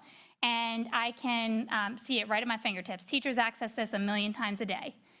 I also can actually go take a look at the specific language of the standards, the Cobb Teaching and Learning Standards that we have now customized for our organization, so we are not relying on an external entity to determine what our teachers are teaching. And if you scroll down, you see the exact language of what students are being taught and teachers are teaching. Right there at your fingertips. But it gets more exciting than that. Let's pop into the units. If I go into a unit, I'm going to start to see the hundreds of pieces of supporting instructional materials that teachers have access to. Let's look at some of the unit resources. Now, we're not going to go into each one of these things because we could be here. Well, we could be a teacher, and we could be here next week and planning everything I'm going to do for instruction in the first quarter. But I've got parent letters that will that teachers can use to send to parents for the overview of the standards for this quarter. I've got that in multiple languages. I've got different lesson plans. I've got my essential questions. And probably one of the things that I'm most excited about is that for every single standard, we are in development of an actual professional learning module that gives guidance on how to teach that standard. And while I talk about that, I know we're going to go ahead and switch computers back to the desktop so that we can actually view a sample of that video. But for every standard, imagine this, I'm one of the 1,100 new teachers that you hired on Tuesday. And I'm teaching second grade for the first time in my life. I now don't have to wait until there's a professional learning conference that I get signed up to attend. I actually can get professional learning guidance right here at my fingertips. And I'm going to go ahead and ask Lynn if you can hit play, and we're going to hope that we get a glimpse of this.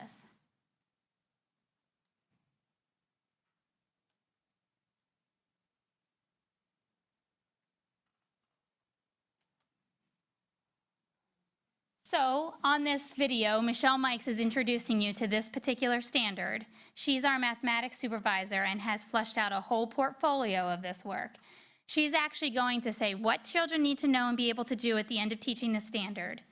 And she's then going to go ahead and set the stage of some examples. So right here, you can see manipulatives are what math teachers have in their classrooms. And these hands are going to go ahead and use those manipulatives just like a teacher would need to in order to teach this standard. Now, to have that at my fingertips as a brand new teacher who is being given a whole set of these manipulatives and these standards, and I think, if I only knew where to begin, this is now at your fingertips. So let's go back to the laptop and make sure we finish out our live navigation, because we could dive into the resources available to you here for a long time. But what I really want to make sure I show you is that these resources are so closely linked to the results our children have as they take classroom-based assessments. Notice on the left-hand side, in the left-hand pane, all of the boxes with the colors, red, orange, yellow. Those are actually results associated with math classroom assessments that this teacher has given. Let's go ahead and pick one of those assessments, Janelle. I think that this is one of our district touchstone assessments, maybe quarter 2 for a second grade class. This is me, and this is my student results right here. And what I can actually see if I click on one of those particular standards, first of all, what I'm seeing is that first bar that's green is showing me that 95% of my students have shown proficiency on that standard. That's huge. Do I need to reteach that today? Probably not. Even if I love it, I don't have to reteach it. But I'm going to scroll down to something that looks a little less appealing. And I can start to see, let's look at this 76.2. Something's not clicking for some kids, but while others have completely mastered it. I have clicked on the standard, I have my student names, I know who has mastered this with 100% proficiency, and I know which kids I need to spend more time with. I now am saving time on the plate of teachers. I'm now building groups immediately from this data, and I'm delivering instruction that is tailored to those specific student needs. But it gets better. I'm actually going to ask Janelle to go to the student roster because I want to look at every single kid and how they performed in this period of time. And you can see I've got kids learning at a different pace. And I have some kids who need a little bit more time and maybe a slightly different approach to the instruction, while other kids do not. I have just immediately made decisions about how to group my students, how to redesign some instruction, and if we scale this out to the entire second grade team, my second grade colleagues might be able to we might be able to bring our kids together. All the kids that were in the green might be in my class tomorrow, all the kids in yellow will be in another class tomorrow, and all the kids in red are going to be in a third class, because it makes for smarter instruction. So I'm going to pause there because I'm going to elaborate on the future of this work in just a moment, because if you're able to connect what teachers are teaching to how we know students are learning it, we can get to a point where we automatically populate learning resources to both students and their parents based on their classroom results. If we know where a learning gap exists, we don't have to wait any further but use prescriptive analytics to actually populate a learning object directly to a student or a teacher. All right, I got to jump in. I can't wait till the end. So, I know. So here's the deal. And for those of you that were at the new teacher kickoff, you heard me say, the most important of our 3 priorities, right? You remember the 3 priorities. Make Cobb the best place to teach, lead, and learn. Simplify the foundation of teaching and learning to prepare for the innovation. The third, and this is why I refer to it as the most important priority that we have, is to use data to make decisions. Okay? That is not going to change as long as I'm the superintendent of Cobb County School District, because the sub-bullets under that priority is exactly what we're showing you here today. Okay? We have done something that all the other districts want to talk about doing. It's that we've done it. We are putting in the hands of our teachers the data to use to make decisions that is going to impact the academic achievement of their students. Every single teacher in this district by this December will have that tool at their fingertips. Granted, it's taken us 18 months to roll it out, but the reason it has is because we're not just saying, here it is, knock yourself out. We're rolling it out to the school. We're putting a technical, an educational, instructional technology person at the school to help with the implementation and, most importantly, the training. Because the best tool in the world in the hands of an untrained user is useless. So this tool, as we're showing you the benefits of it, we're actually training the teachers to see not only the benefit of the tool, but how to use it and then move forward. So again, I couldn't wait till the end, but because our district priorities are there for a reason. It's just like our mission statement. It's not just words on a screen to check a box off that we have a mission statement. We're serious about using data to make decisions so that when we say to the board in a presentation like this, we know where our students are as far as reading on grade level, above grade level, or below grade level, and here's what we're doing to attend to those students that need additional help or that need additional opportunities because they are above grade level. This is the kind of data, and it's not because we want to say that we have technology that nobody else has. It's because we want to be able to use the data that matters, not have to wait 6 months for test scores to come back so that we can pretend like we're going to make an impact from last year's students' data. This is data that's real time. Those assessment results that you just saw on the screen about the students with the red, yellow, and green, that's immediate. As soon as that teacher gives that assessment, an assessment that is good, that matters, that teacher immediately knows where to hit different students at different levels. And that's the importance of the work that we're doing, is that, and you don't hear us brag very often, but this is one thing we can brag about as a district, because when it comes to impacting low-performing students, come see us because we know how to do it. Or high-performing. But the reason I say that is because some people are hung up on this phrase, chronically failing schools. Okay, and so when we did the presentation of the IE squared, because they asked us to come present, okay, why do you have schools that are below 60 for 3 consecutive years, and why do you have schools that are above 60 for 3 consecutive, or that are in the top quartile? So when we made the presentation, we used this data, because the early literacy proof of concept that we're doing with the 6 schools, where we have doubled the amount of gains academically that kindergarten class can make in a year by doing things differently. We didn't use any additional funds to do that. We simply used this tool to provide data in the hands of teachers and then said, okay, every 10 days, we're going to analyze what we need to do differently for these students and how these students have progressed. That's how you move students academically. So it's not about one person. It's not about one idea. It's about a conglomeration of great ideas. Last thing I'll say. So, because I couldn't wait, might as well just keep going. I actually wrote them down so I wouldn't forget, which I hardly ever do. I'm going to put my technology hat back on for a little bit, because some of the board members, Mr. Morgan, Mr. Banks, have been here, no pun intended, Mr. Banks, longer than anybody else. But you'll remember my technology presentations about infrastructure and how we would jokingly say, you know, what the wiring closet has to do with education and technology. Today, we get to see that because as Mary Elizabeth and Janelle were driving through live in a board meeting, which hardly ever you would do, we have the confidence to know that the infrastructure is in place to allow this tool to scale to 8,000 teachers, 112 schools, and 113,000 students. Again, the greatest tool in the world. If you put it out there and the teachers didn't have the confidence that when they clicked it, it's going to work, they're not going to use it. So the last thing that I'll say about the bragging point is a couple things. One, when you saw the students come up there with the color codes that were a derivative of the data attributable to assessments being given, you really didn't understand, nor should you, that that was two different vendors' products.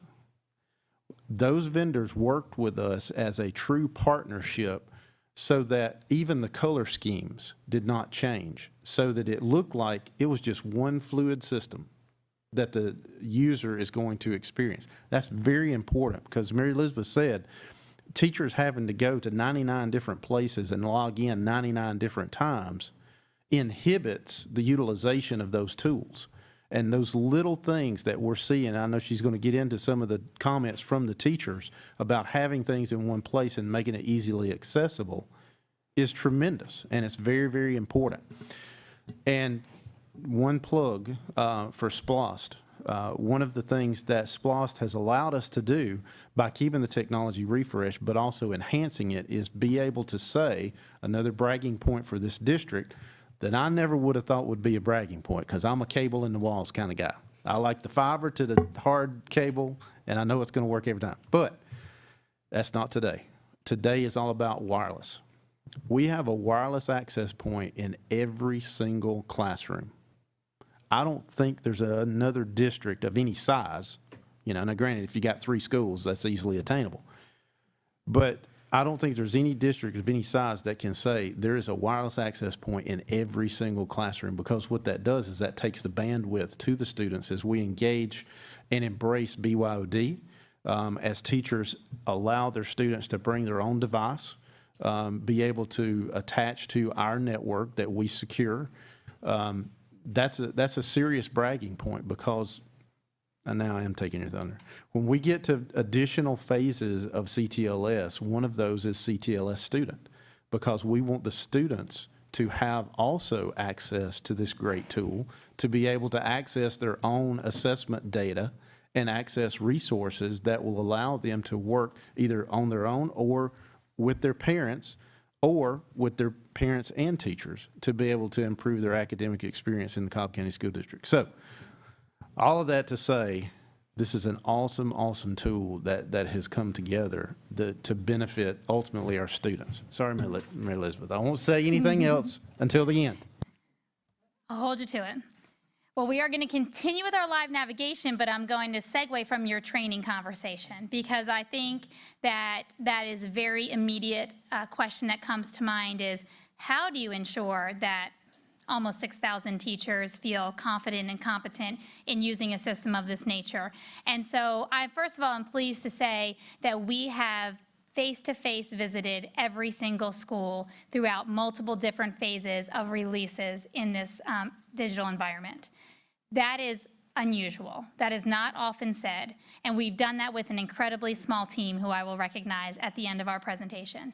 But the second, if we can go back to the live navigation, I wanted, Janelle, for us to take a look at those training modules that are available. Because if I am in this system and I don't know how to do something, there's an entire collection of training modules at my disposal that will, with this fast wireless network, show us this long list of training modules that are available at my fingertip. Now, we're not going to click into these, but if I did, it would be a video-based tutorial or a voice-over PowerPoint tutorial on how to accomplish something in the system. Additionally, while we're over here, Janelle, let's show the actual opportunity to send a ticket in. If I go to help and I need support, I can actually personally type in a request for I don't know how to do something, or this link doesn't seem to be working, or why can't I find this? It goes to a live person. You get a live person's response. And in 90% of the instances, we're seeing immediate resolution to it. Now, there have been some circumstances where it's a very complex question and there's been some technical restructuring to respond, but it's been amazing when teachers realize they're actually going to get a response because they had a question. Okay, I lied. I can't help it. Knew you would. You knew I wasn't going to be able to do this. So when you go back to, and you don't have to do this, but when you go back to that previous screen that took a while to come up, let me tell you something. What most people don't understand is that today, in today's world, everything is about video, right? You go to YouTube to watch a video on how to electrically wire a house, and then you go out and you think you can do it. In some cases, that's a good thing.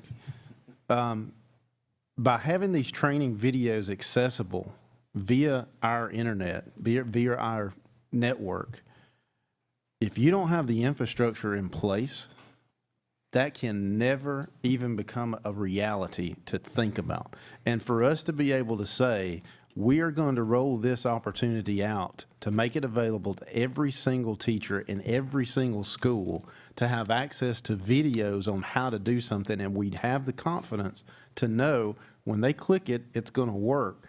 That's why we have spent the money that we have spent on technology infrastructure that you never, ever see until it doesn't work. Or until you come up with a great idea that somebody says, hey, wouldn't it be awesome if teachers could do this? And the answer is, it would be awesome, but we can't. And so that is so ultimately important that I couldn't pass that opportunity up, because to have a page with that many videos, and going back to the first video clip you had with Michelle Mikes actually talking about, you've got a central office supervisor? Math supervisor. Okay, checking my data. So math supervisor being able to speak to any math teacher at the click of a button, and then have a video to explain and show either that new teacher, or maybe a new teacher to the grade level, or maybe a veteran teacher new to Cobb County, where our resources are different. Being able to have that video to where it shows you hands-on how to do something. How many of us want to go sit in either a 30 or a 45 or an hour-long sit and get session where you need about 10 minutes of the whole session, right? So now you can go and click on a video and you can get that 10 minutes exactly where you are, home, office, in the classroom, and then you just move on. So efficiency, and you've heard me say this before, everything that seems to come out of the state for teachers is applying things on the plate of teachers. Nothing is ever taking anything off of the plate of what teachers have to do. And that's what our focus is being able to take something off of their plate to make their job more manageable. Certainly not ever going to become easy to be a teacher, but everything that we can do to take something off their plate to make it more manageable is a benefit for our teachers. So I'll try, but I'm not going to promise again not to interrupt.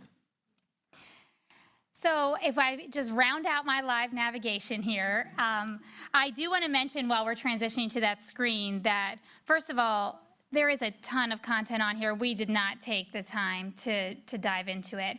And we did see Michelle Mikes on the screen as an example of a professional learning video. But keep in mind that teachers have actually been behind the development of much of the content. And that's what also makes it so rich. We believe that the smartest educators, the most talented educators, and the most creative educators are here in Cobb. So this is really about cultivating a huge resource among, through, and with teachers, not simply for teachers, because that's obviously not necessary. All right, so back to our live navigation. Now, we did take a look at a lot of student data. I do want to assure everybody that that student data was not real names, and I've already gotten some questions about that. That was all mock names, real data, mock names. And I really am a Bells Ferry second grade teacher, but none of those kids are real at Bells Ferry. Okay, so let's finish out our live navigation. And if you go to our professional learning courses, the Michelle Mikes module is a, minute and 30-second little video, kind of like a YouTube experience how-to.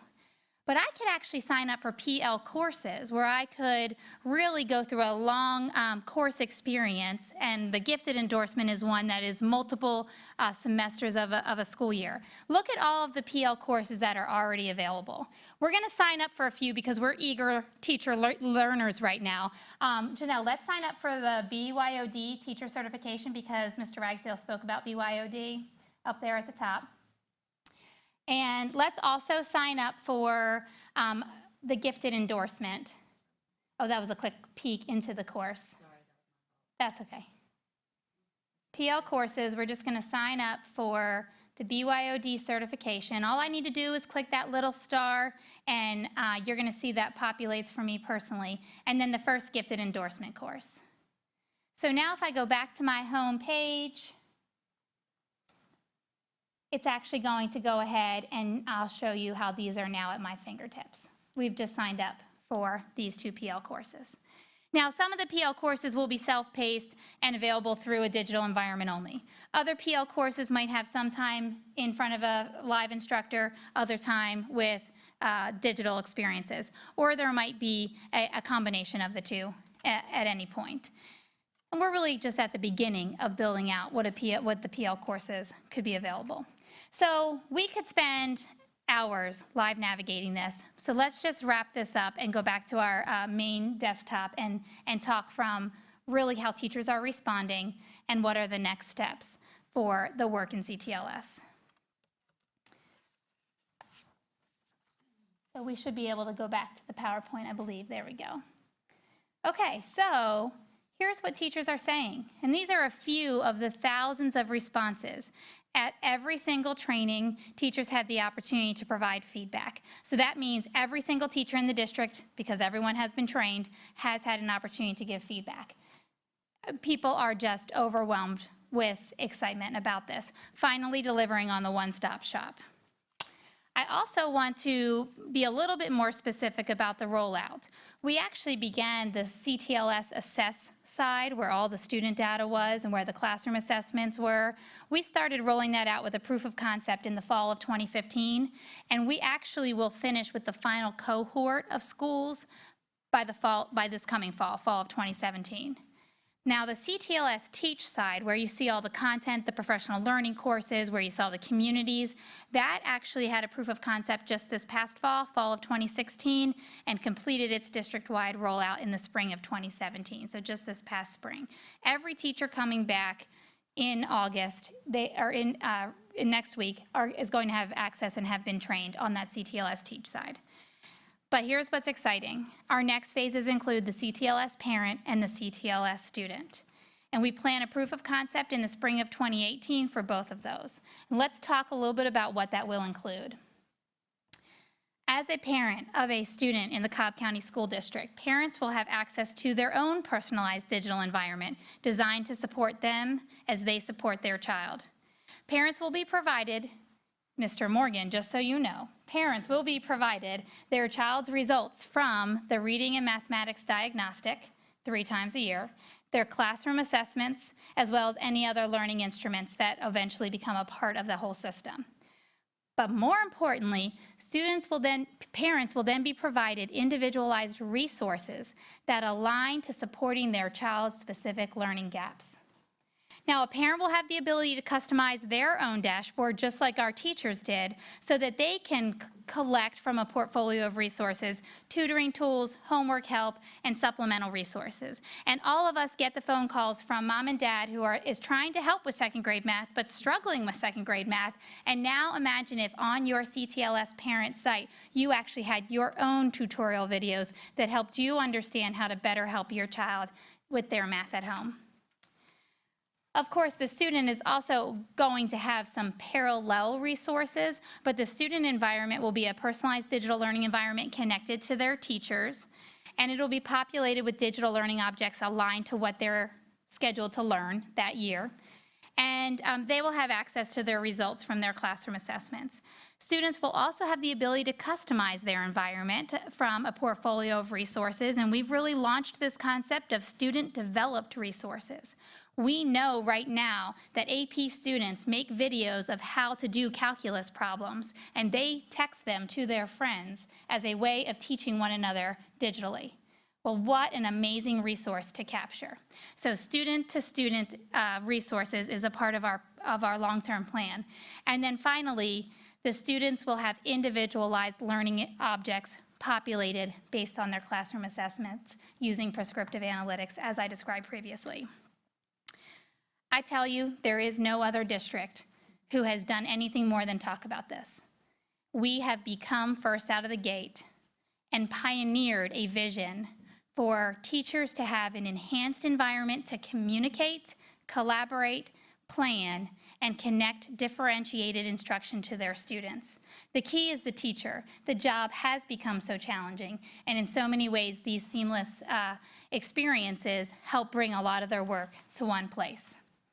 So as I conclude and turn it over to you for discussion, I can't help but acknowledge a very small team who has led this work. And while we are incredibly proud of where we are today, there has been a tremendous heavy lift, specifically from Jennifer Lawson and Janelle McClure in the Teaching and Learning Division. And Janelle's team, albeit tiny, has done an amazing work training the entire organization on CTLS Teach, including Stacy Buckaloo. Of course, all of that content came from Missy Morse and her team of instructional supervisors, and the assessment side has been largely designed by Gretchen Walton and her team so that it's all matching exactly what schools are doing. And then, of course, Angie Bacon leads an incredible team of technical experts, and Kristen Kennedy, Herb Ague, and Ryan Pines in particular have been at the heart of doing this very, very difficult work. The last thing is, this really would never come to fruition without the constant involvement and engagement of our teachers. We have involved so many teachers in the design and development and continued design and enhancements that this really is credit to their vision for how they want to work smarter and more collaboratively across the organization. It's a big deal. As a matter of fact, the Learning Council is going to run an article nationally next week about this, and districts are turning to us to say, how did you actually do it? So at this time, that concludes my remarks, Mr. Superintendent, and I turn it over to you for discussion. Yeah, so the only other thing I will add is kind of piggybacking on something I brought up earlier, and that is the collaboration and cooperation of all of the different companies, vendors, et cetera, that's worked with us. And moving forward, there is an opportunity for additional collaboration and sharing with content and like Mary Elizabeth said, districts asking, well, how did you do this? There is the potential for actually revenue generating projects. And I have already been in contact with one of the companies that does that anyway, with different projects and the like, and there is a great possibility for us to be able to do that. And certainly, it stands to reason as we talk about revenue and being able to impact our revenue sources, that would be a tremendous benefit for us as a district, and also receive the recognition and proper accolades that the work that has gone into this, because again, this is a one-off. There is no other district in this country or otherwise that we know of that has been able to accomplish this. There are a lot of districts, there are a lot of companies, big companies talking about it, but nobody's been able to pull the trigger on what we've just shown. All right, thank you. Mr. Sweeney. Thank you, Mr. Chair. Superintendent Ragsdale hit on my first question. It's remarkable what you've been able to put together, and I guess the question is that, you know, we're essentially a governmental entity and a nonprofit organization, but I certainly see the appeal from what we have as for either licensing or some form of revenue generation. So have you already begun to explore, you know, the potential for that, and you know, how those funds would actually be disseminated through the district? Yes, I'll refer, I'm not trying to take away from the valuable presentation. I mean, but it's remarkable what you've done here. And the thing is that I think that this is certainly something that other districts would like to piggyback on rather than Absolutely. invest in the development and replicate themselves. absolutely. And I'll go back to when I first started in education. The Clayton County School District, the CIO there had actually internally developed a student information system, which we've also done as well. Our student information system is internally developed. But, and they actually had a few districts that bought that / they paid for support, that kind of thing with that. So it's not new to education. But certainly in today's world of technology, you would think that the resources would be infinite for districts to take advantage of this. But the checking that I have done would kind of be along those lines of where if a district, if a state were interested in these type of tools that we have developed through those partnerships, then we would it kind of be like getting royalties, so to speak. So it wouldn't be like we're selling something to them, but we would get the royalties for somebody being able to utilize that. And we really don't know how significant, but we're thinking that it could be somewhat significant. Don't know about sustainability, but every little bit helps. And if that's the case, we might have to, unfortunately, look at a little name changer, because I don't know that everybody's going to want to call it Cobb, but they should. And I guess the second question is, Change the name for an extra cost. the next question boils down to the flexibility you have within this as far as the adaptability to curriculum changes and how that ripples through the system. What's the plan to address those? And I don't know that there's any imminent curriculum changes. I'm just anticipating what may come down the pike.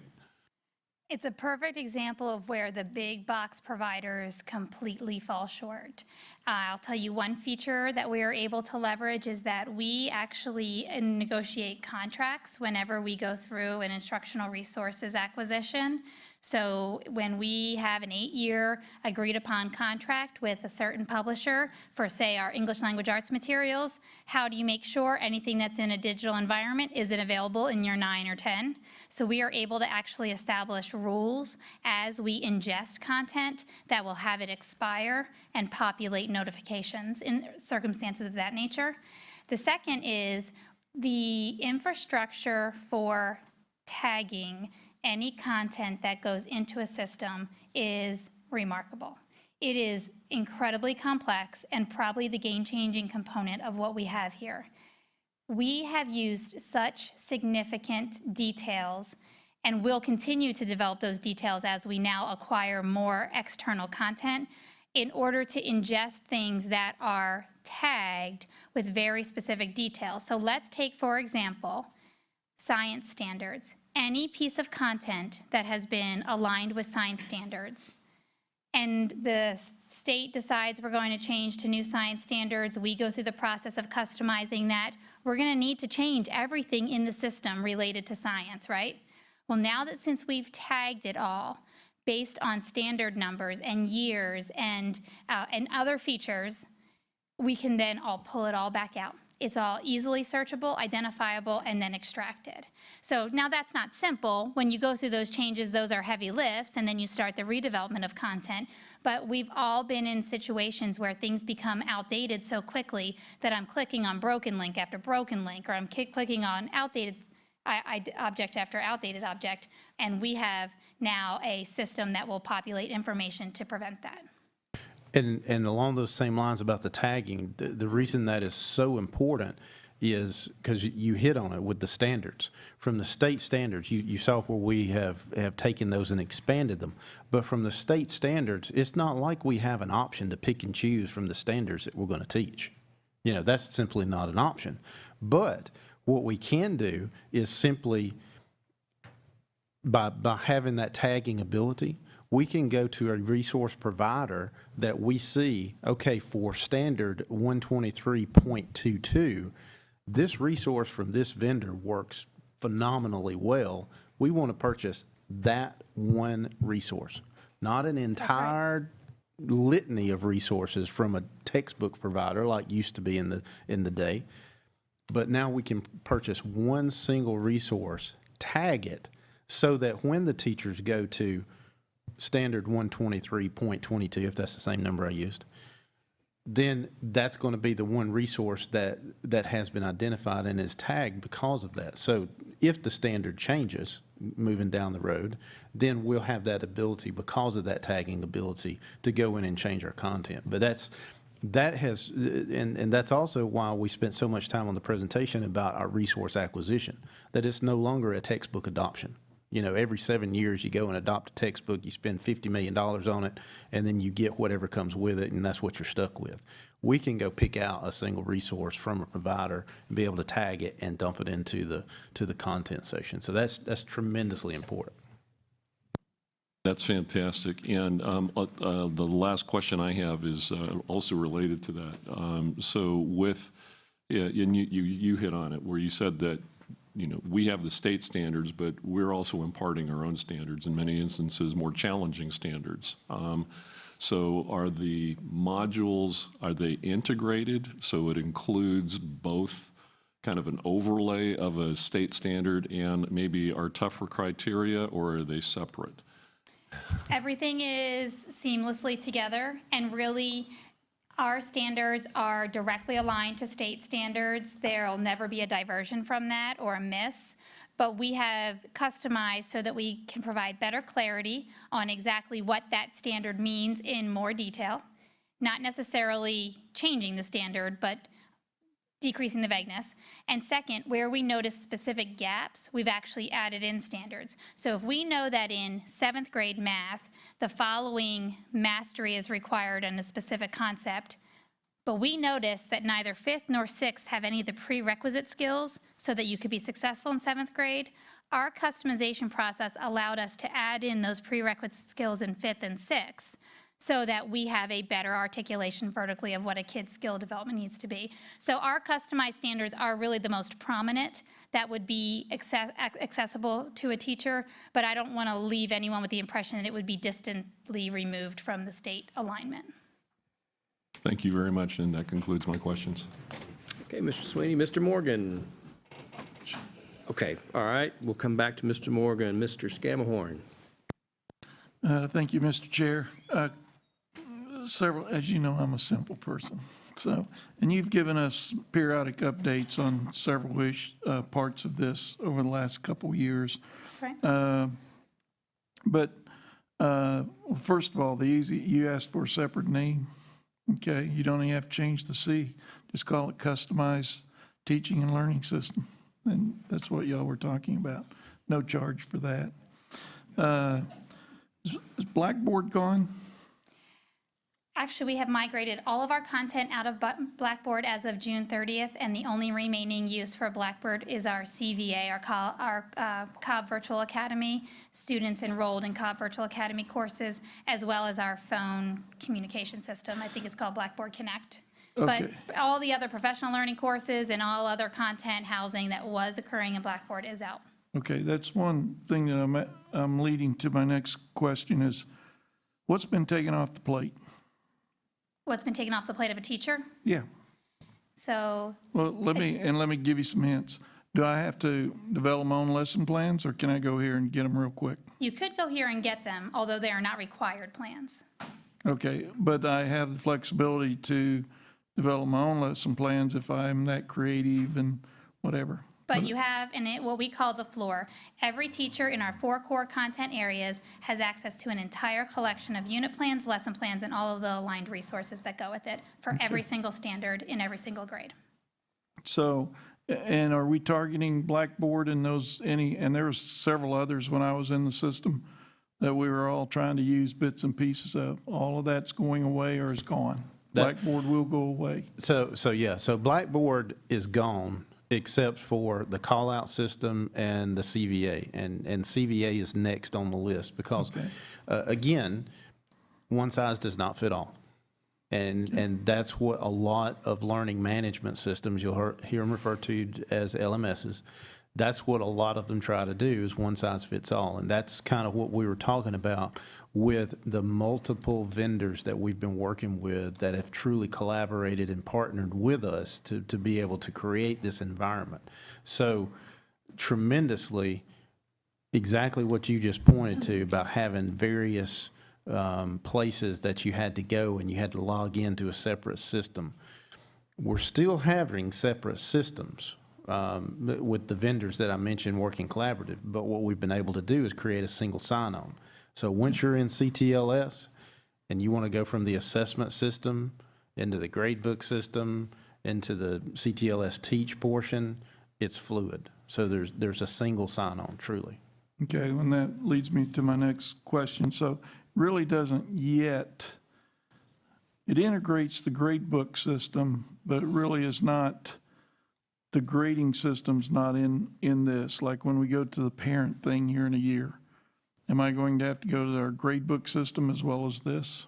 Again, the single sign-on process will be utilized such that when a parent signs in to CTLS Parent, they'll have access to the Synergy gradebook, showing their grades and attendance information for their students only. And then they'll be able to see CTLS, from CTLS Assess, that data will populate the CTLS Parent portion of the portal for the parents to be able to see the literacy and the mathematics diagnostic data, and then from CTLS Teach, the content will be able to be linked, and the parents will have access to that, and the links will be connected for the parents to be able to see the resources that they have access to and that are recommended to work with their students based on the CTLS Assess data for their students. Okay.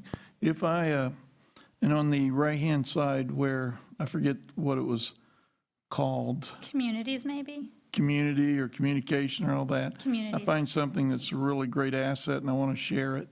Who's the arbiter of that, whether it should stay on there or be incorporated into the lesson plan?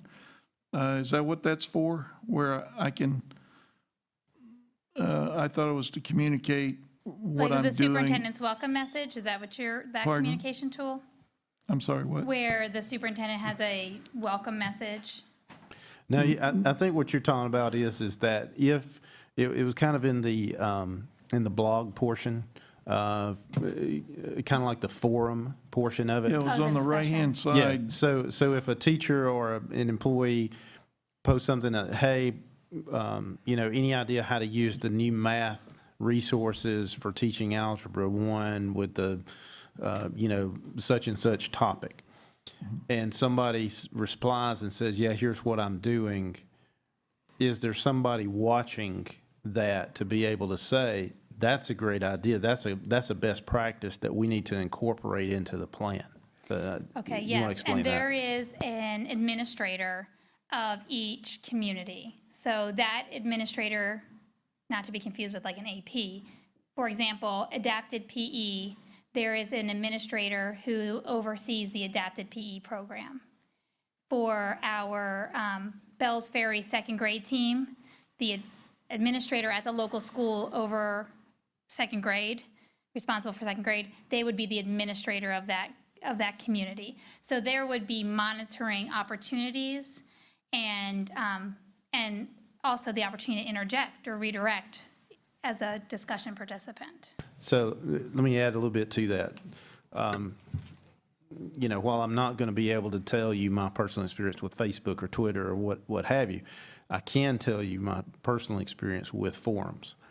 And what you find on forums, and especially you already saw an example of that, is the willingness of people to help and to be able to tap into an expert, or that somebody that has already been there, done that, knows where the caveats are to avoid. That information is invaluable. You can't put a price tag on that. I'm a car guy. Okay, so the forums that I get on, we're talking about how do you hack the computer of the BMW? Not that I would ever do that. But if you were, there are people on there that say, here's exactly how you do it, here's what you need, here's the cable you need, here's the interface that you need with the car for this particular year, et cetera. Same exact concept for our resources about how to teach the Pythagorean theorem. You know, and the willingness of those that have already done it, the veteran teachers, being able to electronically share. So now all of a sudden, the teacher that's next door to Miss Jones, who's the expert on teaching the Pythagorean theorem, is not the only person that benefits from being next door to Miss Jones. Now, Miss Jones can share her invaluable experience on how to do that in the forum for anybody to be able to access and for anybody to be able to ask. You know, you post the question and again, you know, in this day and age, we need all the good news we can. People are genuinely willing to help and want to. This just gives a very, very efficient means of getting that done. And when this takes off for multiple districts and those kind of things, you can see where that network is going to explode. And teachers across the country are going to be able, and to some degree can now with other platforms, but to be able to have it in the platform that you are using every day, and when you read on the forum, yes, do this and this and this, or look at this, you can immediately go and look at it.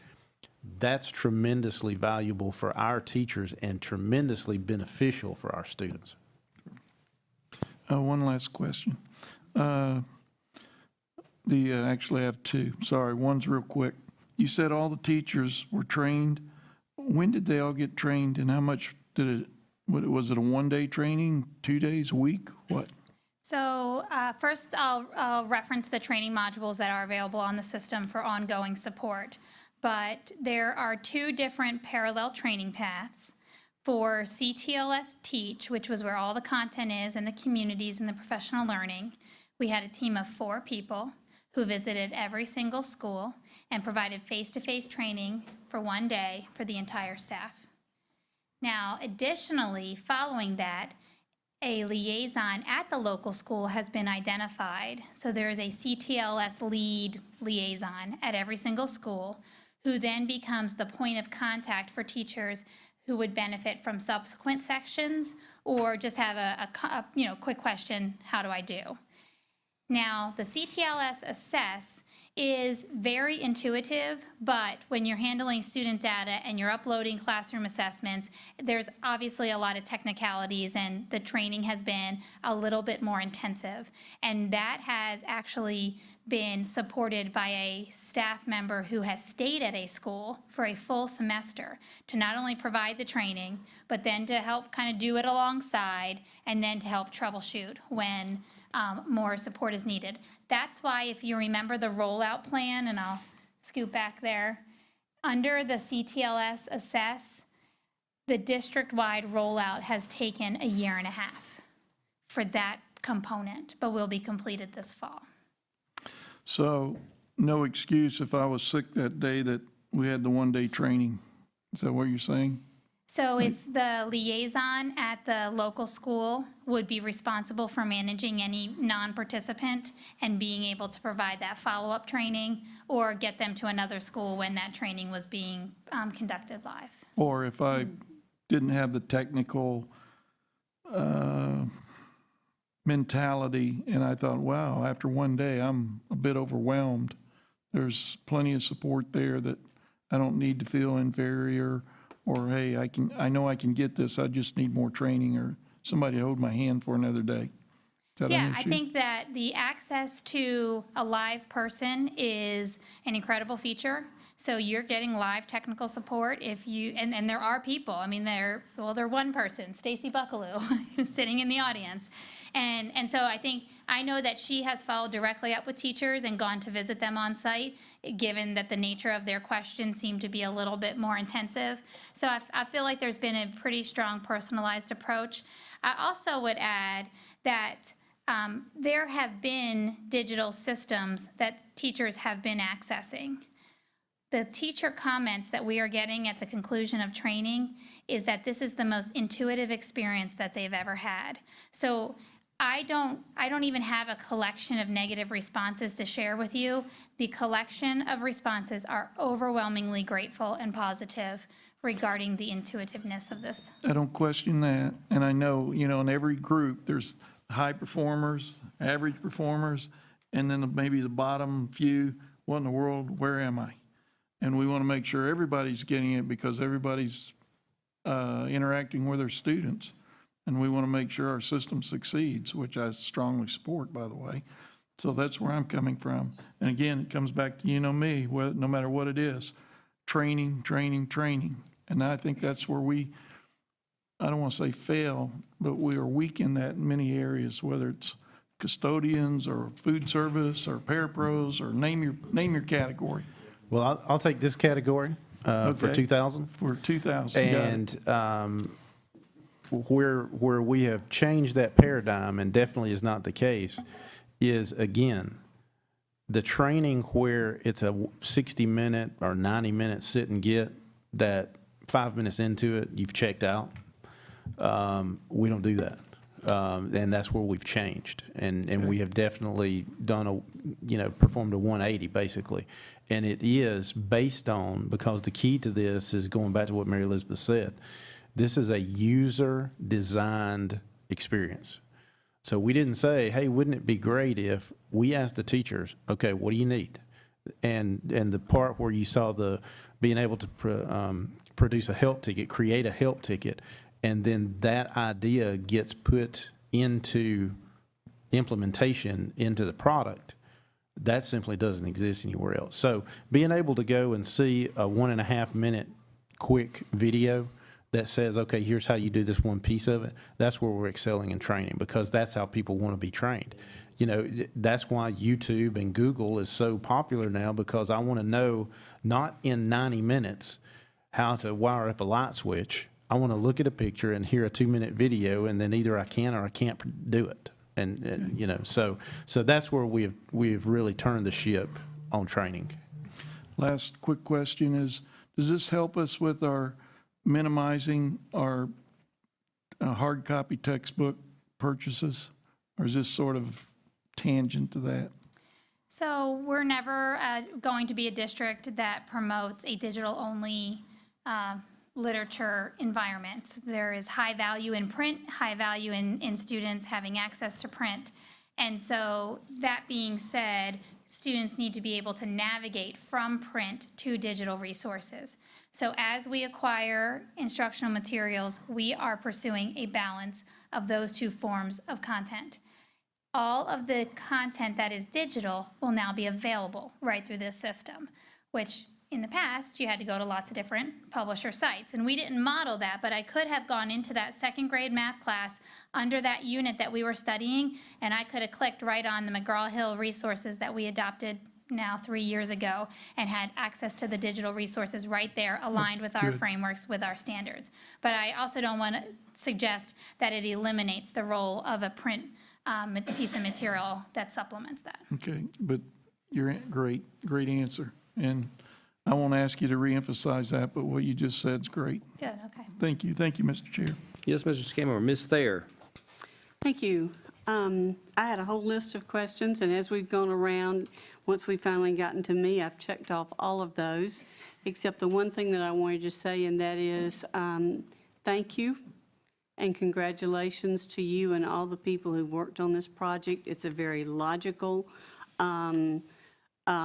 thoughtful process that's going to be very practical and useful in our classrooms, and I appreciate all the effort that's gone into that. And I don't know whether you're going to introduce the others from your staff who are here. Well, thank you, Mrs. Thayer. I would love to. Jennifer Lawson is our Assistant Superintendent of Teaching and Learning, and Janelle McClure is our Director of Digital and Multimedia Learning. Yeah.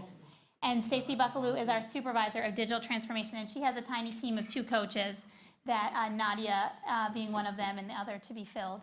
And then, of course, Angie Bacon, our CTO, is huge behind us.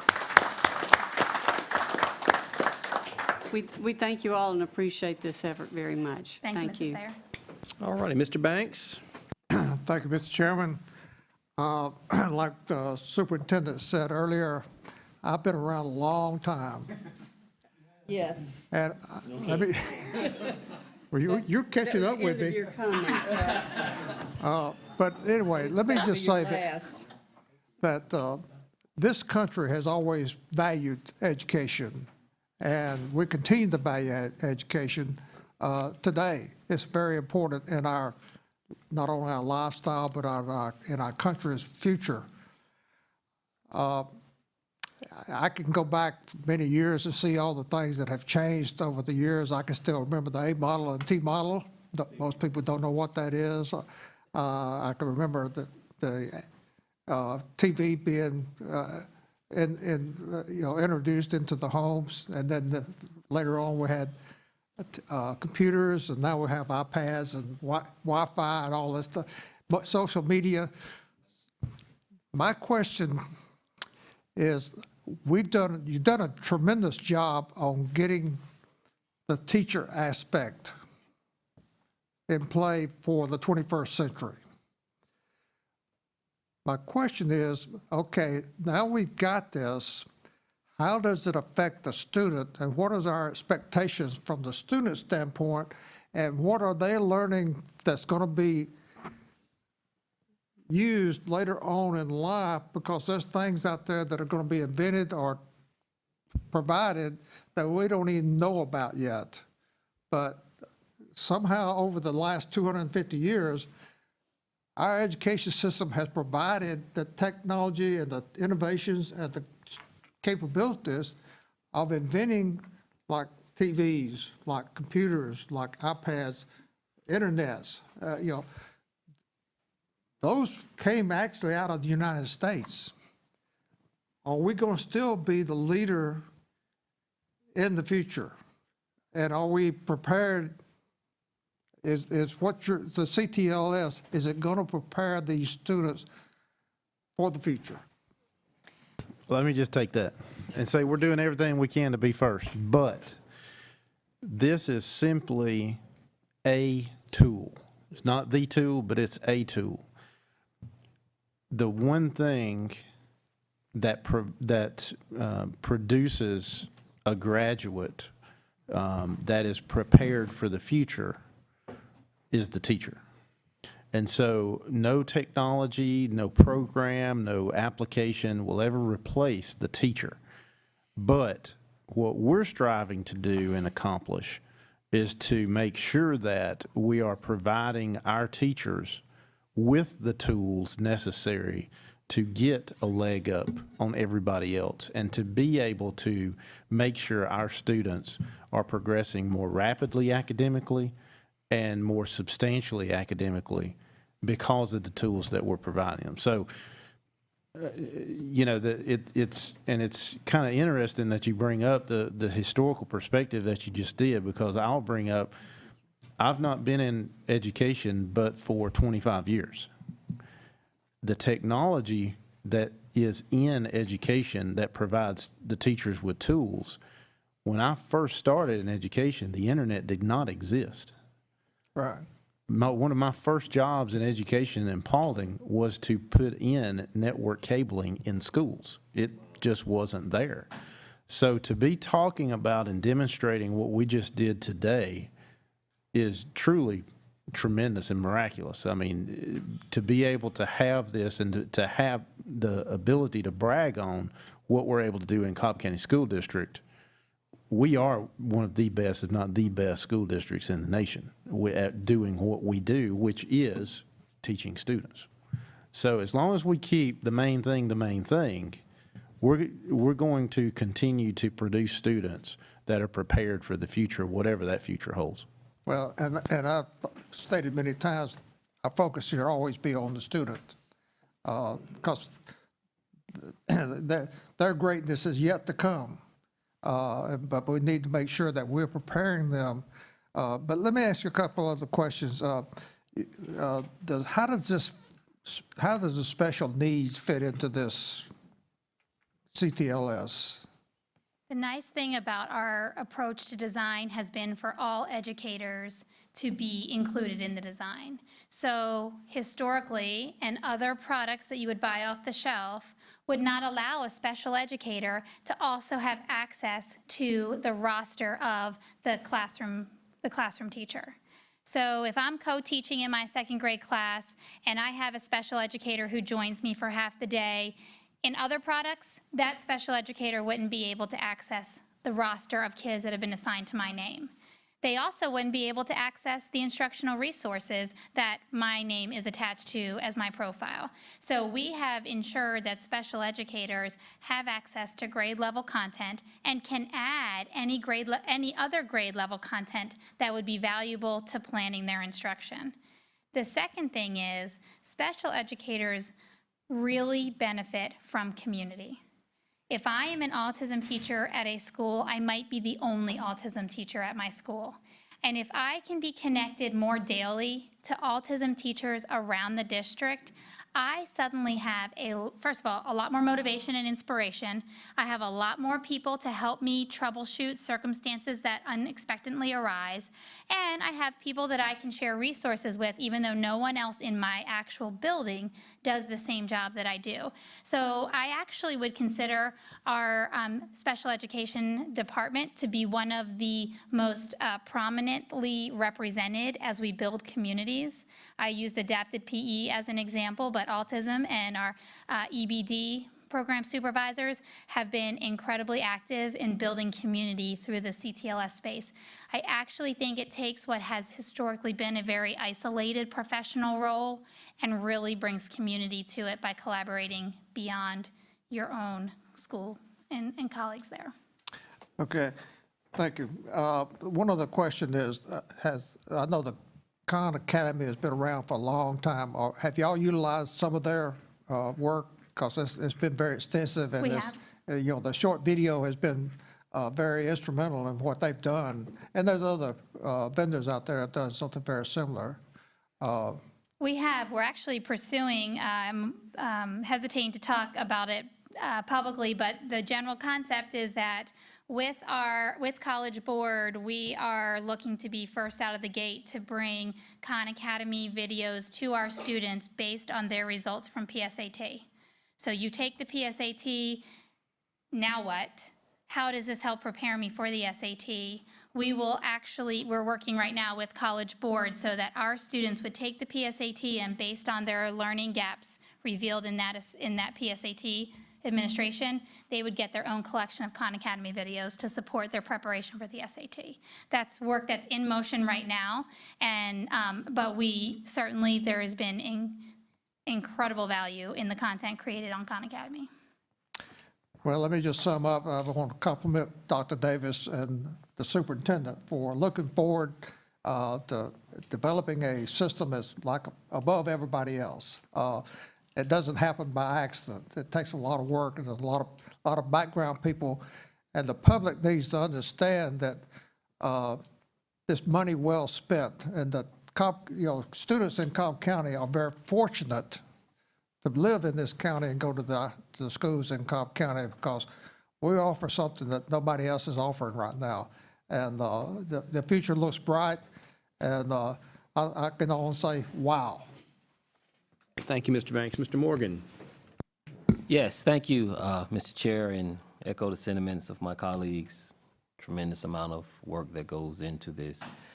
And I have a deeper appreciation than maybe some, because I remember when I was teaching English and language arts, you have a class of 26, and you give an assessment, and you have 7 different standards on that assessment. And I had to go through each assessment and say, okay, Jimmy got 3 out of 5 on this, Tommy got 4 out of 5. Exactly what I did. Exactly. Now this expedited manner where I can do it and I know where a child is. So I guess a point I want to make is that, am I wrong to say that no teacher in our district that's been trained on CTLS should have any challenges with differentiation at this point? I'm going to say that's our future. Yes, you are now going to be completely equipped to differentiate based on student learning and now a collection of instructional resources. I just put the stuff in my dashboard, right? And little smart Timmy, that's in the 2nd grade, I can immediately access these 3rd grade things and say, okay, I can put this, and there is no, I mean, there shouldn't be a whole lot of guesswork. I mean, I just basically put it there and I can roll it out in terms of the differentiation. The question I have is that also in looking at this, when it comes to data team meetings at all of our schools, this should be front and center, right? This is it. Yes, sir. So if I walked into a school to a data team and they sitting there and without this stuff up, then somebody missing the mark. Am I correct in? You're correct, Saying and that. you know that our early literacy initiative actually had principals in this system with their assistant superintendent every 12 days, looking at to the student, learning gains, learning gaps, what to do, surrounded by teaching and learning support staff. Okay, that was it for me. I just wanted to make sure that, because that data teams is a really big part of quality instruction, sustaining and coherent instruction, because this particular year, I do want to drop in, just check out a couple data teams on all the different levels. And now that we've been given this presentation, I feel like I have a panoramic view of what type of conversation should be taking place in terms of how we are infusing CTLS and where little Tommy is and things of that nature. So appreciate the presentation again. If I had 1,000 tongues, I could not thank you, Mary Elizabeth, superintendent, all the unsung heroes, people don't see you, things of that nature, in terms of me. I have no idea how you guys did this massive amount of work in such a short window of time, but I think our children in our schools are certainly beneficiaries of what you guys have executed, and executed very well. Thank you, Mr. Chair. Thank you, Mr. Morgan. May I ask 2 questions, hopefully very quick? Parts of this sound like what we would call a CRM, or customer resource management system. So let me ask, with a teacher in the system, is what contact information is available to contact the parents? Does that move through with the student's name, so that if a teacher needs to send an email out or contact a parent, can they click on something and say, okay, I can communicate? We are in development phase Okay. of the parent experience, and actually plan to include parents, focus groups in informing some of the design as we begin that. So let me get back to that Okay. answer in about 6 months. All right, all right. They're The oth- cringing that I just said 6 months. but- Well, all right. All right, and the other question I have is I couldn't see the screen clearly, but are the students' names tagged or identified in a way to where a teacher is reminded of who in this particular class, or who, one of the students that has an IEP 504 or whatever? There is actually historical data by student available, so yes, you can get more information about the child's Okay, past learning events. But there's not a reminder so that the teacher remembers who has an IEP. That's my concern. Gonna have to get back to you on that. Okay, all right, and the only reason is because sometimes, things get busy, and let me, all right, I lied. 3rd question. So and I don't know the categories, but you've got, let's say, band, music, PE, you've got a class, and although you may not have been part of an IEP or a 504, but it would be helpful in working with that child or that student to understand if they have, is there a way to see, I saw the special ed people can see it, but is there a way that a teacher can at least check for flags to see what the teacher might need to be cognizant of? Absolutely. I completely forgot to highlight that Susan Christensen, our Director of Special Education, has been actively developing specialized instructional resources, but they are populated right alongside the general education resources, so teachers can traverse back and forth based on individual student needs at any given time. Thank you for the opportunity to highlight that. And not just to differentiate between special ed and general ed, but the historical perspective and context for every single student in our district. for the eighth grade teacher to be able to see the historical track record of that student from kindergarten, for as long as they've been in our district until today, that's going to be also very valuable for teachers as well. Thank you very much. Very impressive. And again, thank you, the team, and all that we do and you guys do. And that's great. Anybody else? All right, let's move on. Thank you, Dr. Davis. I know Okay. I know that took some time, but I appreciate the board being so engaged in what really matters. I mean, we have to do the business part of the meeting, but this is why we exist. So I appreciate the board's indulgence to entertain this. So board agenda item number 1 is the monthly disposal according to policy DO-R, and the board has received that electronically, so be happy to entertain any questions. Okay, without objection, do you have a question? Consent agenda? Okay, next. All right, I'm going to ask John Adams to come and bring the next, I believe, 4 agenda items. Thank you, sir. Agenda item number 2, recommendation to phase out building number 2030 at Compton Elementary School from the Georgia Board of Education Facilities Inventory Plan. This is an annex building at the school. We have been repeatedly beseeched by both the current and former principal at the school to remove this building, as well as the assistant superintendents. We do not foresee any need for this building. The capacity of the school without this annex building is 775, and they currently have 553 students, are projected to actually go down to 518 in 2020, and they've only grown by 10 in the previous 4 years. So we don't foresee a need for this, and it has become extremely costly to maintain, is having some issues. So we're requesting that the board approve the phase-out form so that we can notify the DOE and complete the removal process. Okay, consent agenda? All right. Next. Agenda item number 3, recommendation to approve easements for Garrison Mill Elementary School and Tapp Middle School. The Department of Transportation is requesting a temporary easement at Garrison Mill for roadway improvements along Wesley Chapel Road.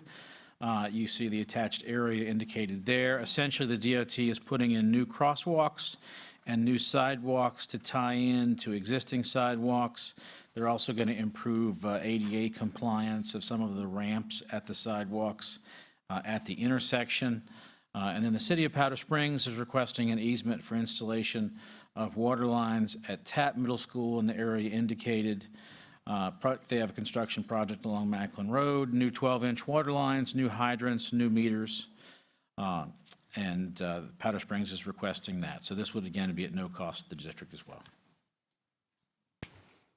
Any questions? All right, consent agenda. Next, please, sir. Thank you, sir. Agenda item number 4, recommendation for approval to award a contract for the construction of a new fueling station upgrade at the Sanders Road bus facility. In accordance with SPLOST 4, Sanders Road is scheduled to receive a new fueling station upgrade. And awarding the contract at this time will allow the project to remain on schedule. Just by way of a little bit of background, we have 7 fueling stations for buses across the district. Sanders Road is the only one in the south end and does a large amount of volume. The layout at Sanders Road is less than ideal for the amount of volume that they have. Currently only allows 2 buses to be fueled at one time and results in a significant queue. This upgrade will allow us to go from 2 pumps to 6, obviously fueling 3 times as many, and also allow us to replace the aging tanks to allow for both diesel and gasoline, and to also make some improvements as far as drainage and some canopies at that location. So we think this will dramatically improve our ability to rapidly, safely, and a more eco-friendly manner fuel our buses at the Sanders Road facility. We recommend you award the contract to Triad Construction out of Atlanta, Georgia, and authorize the superintendent to execute the contract.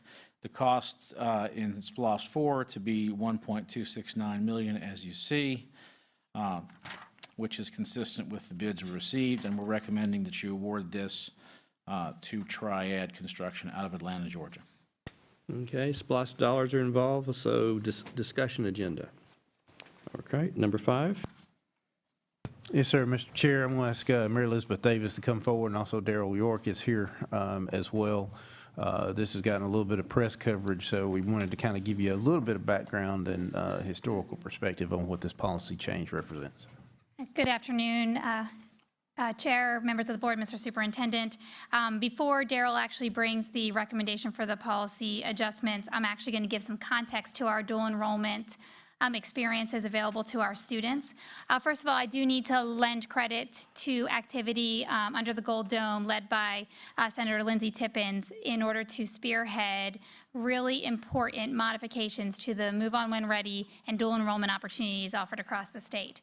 That activity has actually been about 18 months in motion, and after several iterations of the law changing, subsequent iterations of state board rules changing, we of course are now to the point of bringing a board policy change. But let me tell you some of very key, the key and instrumental opportunities now. First of all, due to legislative change, the financial burden to Georgia families for students to access a college course while in high school has been drastically reduced. Second of all, it has mitigated the financial complications that previously occurred between the K-12 institution and the higher ed institution, because funding now flows to both entities in which the student is taking classes, as opposed to the institutions fighting over where the funding will flow.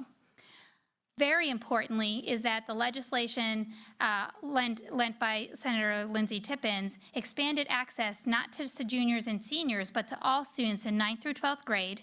It eliminated a GPA requirement of 3.5 and instead said the receiving institution's admission GPA requirement is the only requirement for GPA that must be met. And finally, the times of year in which a student can take the class now extends outside the windows of school operating hours. So students can take evening classes, Saturday classes, or summer classes, which had previously been prohibited based on state law. Lastly, I do want to emphasize that previously students with a 504 did not have access to dual enrollment, but now that is open access, and time spent completing a dual enrollment class while in high school does not count against your HOPE hours, which was a huge implication for families, as you can imagine, in the past. You know our numbers. We've highlighted the tremendous growth that we have experienced. We went from 62 kids in 2015 who accessed dual enrollment all the way up to over 800 students this last year. We know that 3,500 different courses were accessed by those 800 students. So we have seen tremendous growth, and I'm very proud of the leadership of Gretchen Walton and Allison Coker in really expanding the way our students are informed of and families are given the options to include a dual enrollment class in their high school experience. At this, I'm going to conclude and pass it to Darrell. Mr. Chair, Mr. Superintendent, members of the board, agenda item number 5 is a revision to board policy IDCH dealing with dual and joint enrollment programs. And again, it's just reflecting what has changed in the legislature, the State Board of Education, and now we're to the point of updating our policy behind that. There'll also be a complementary administrative rule later that spells out the details of our implementation of that policy. Okay, Mr. Scamahorn? Thank you, Mr. Chair. I'd like that to be a move to discussion. I don't anticipate anything, but just in case somebody wants to come and address something during public comment. Very well. We have a motion. Do we need to vote on this, or just go ahead and put it on there? All right. Discussion. There we go. We got it. Next. All right. Let's go ahead and, since Darrell's there, do number 7, the administrative rule modifications. Yes, sir. Board members, we've presented administrative rules for your review for 10 days, and just here to answer any questions you may have on those. Mr. Sweeney? Mr. York, how are you today? Fine, thank you. I've got a few questions. On admin rule, IDHC-R, if you turn to line 112, the word books was stricken. Is there a reason that books were excluded?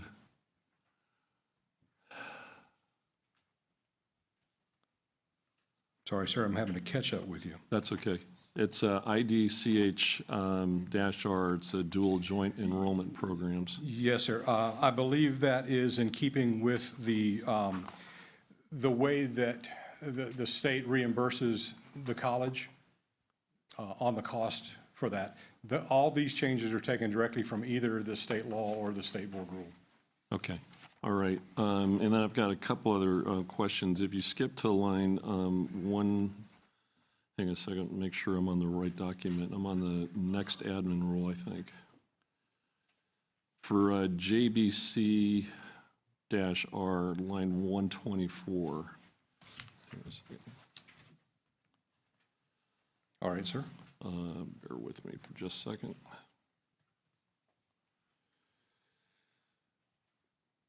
It says it is the responsibility to the parent. Should that be of the parent? Responsibility of the parent? Our responsibility of the parent. Yes, sir. Yeah. Take care of that. Well, but, and as I was going through here, the one thing that does not seem to address is it doesn't seem to address students that are under the age of 18, and then specifically those that would be greater than age 18 in some instances. Like, for example, for those students under the age of 18, a student's parent or guardian is responsible for delivering the required form. And then for any student age 18 or older, maybe they're responsible? Is that a safe assumption? Yes, sir. In actuality, if you reach the age of 18, or if you're an emancipated minor, you can, in essence, become your own enrolling adult in school. Right. Yes, sir. Okay. Line 135 has the same to and of Yes, sir. change there, so if you take a look at that. Line 269. Sorry about that. Yes, sir. This has to do with students transferring from another Cobb County school district. And then it goes on to say, and there's a conditional thing, it says, if the enrolling adult seeking to enroll the student is different from the enrolling adult from the previous school. Is that like kind of addressing custody issues? Yes, sir, it is. What we were trying to do is simplify so that if the same enrolling adult we already have on file is changing schools, we don't require them to run back and forth and get a withdrawal form from one school and re-enroll in another. Are there any other conditions that we might require a withdrawal certificate or notification? Yes, sir. If you're coming to us from outside the district, we do request a withdrawal form or at least some record of grades that you're bringing with you. The reason this section of the rule is there is because everything else, as far as test scores and grades, that's all internally kept within the district, and the new school has immediate access to that without actually having to have a written withdrawal form from the other Cobb County school. Okay. And then the last question is on line 292. And this has to do with student discipline records. It says here that the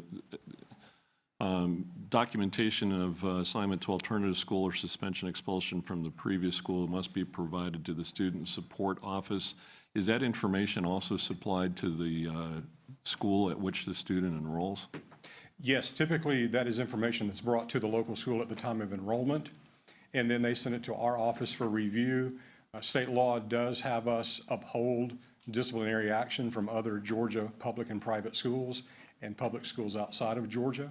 And so we look at that and determine if the student can be enrolled in our local school or should be enrolled in our alternative education program. So when we're in the rule here, when we're saying, so is this an administrative side thing where district personnel are responsible for providing that documentation to the student support office, or is this a parent responsibility? No, typically the parent will provide that information to the local school at the time of enrollment. The local school then forwards that to our office for review. Okay, perfect. Thank you very much. Yes, sir. Yes, Mr. Sweeney. Mr. Banks? Thank you, Mr. Chairman. I have a few questions. The first one pertains to the word eligible in Administrative Rule IDCH-R. Yes, sir. Is used several times with different contexts. Would you add more clarity to what the word, the meaning of the word eligible is, how it's used? Yes, sir. I believe it refers to three different areas. One is an eligible student for Move On when ready. That eligibility is determined by a third party. In essence, that's not Cobb County saying a child is eligible for Move On ready. That's Georgia Tech saying they're eligible to enroll in a Georgia Tech course. So an eligible student has to be eligible for that post-secondary institute. So eligibility could be different between Georgia Tech and Chattahoochee Tech. Eligible institution, under state law, schools within the Georgia, controlled by the Georgia Board of Regents would be eligible for dual enrollment. It's my understanding you can't dual enroll at the University of Alabama, but you can dual enroll at Georgia. And then the third is eligible high school. Each of our high schools have to be made eligible through the Department of Education. All of ours are eligible, but that language there is referencing the state board rule that determines whether a high school is eligible to participate in the dual enrollment program. Okay. The second question is, I think it's on this same rule, is can a student get high school academic credit as a substitute for a provided course offered at a high school? And I refer to line 118 through 120 and 182 through 183. I want to defer that to Dr. Davis. And actually, the simple answer to that is yes. Students can get credit for a course that they take at the university level as a substitute for a high school course. I'm sorry, so they Yes. they can substitute for a course that's offered in the high school and still get credit for it? Yes. Okay.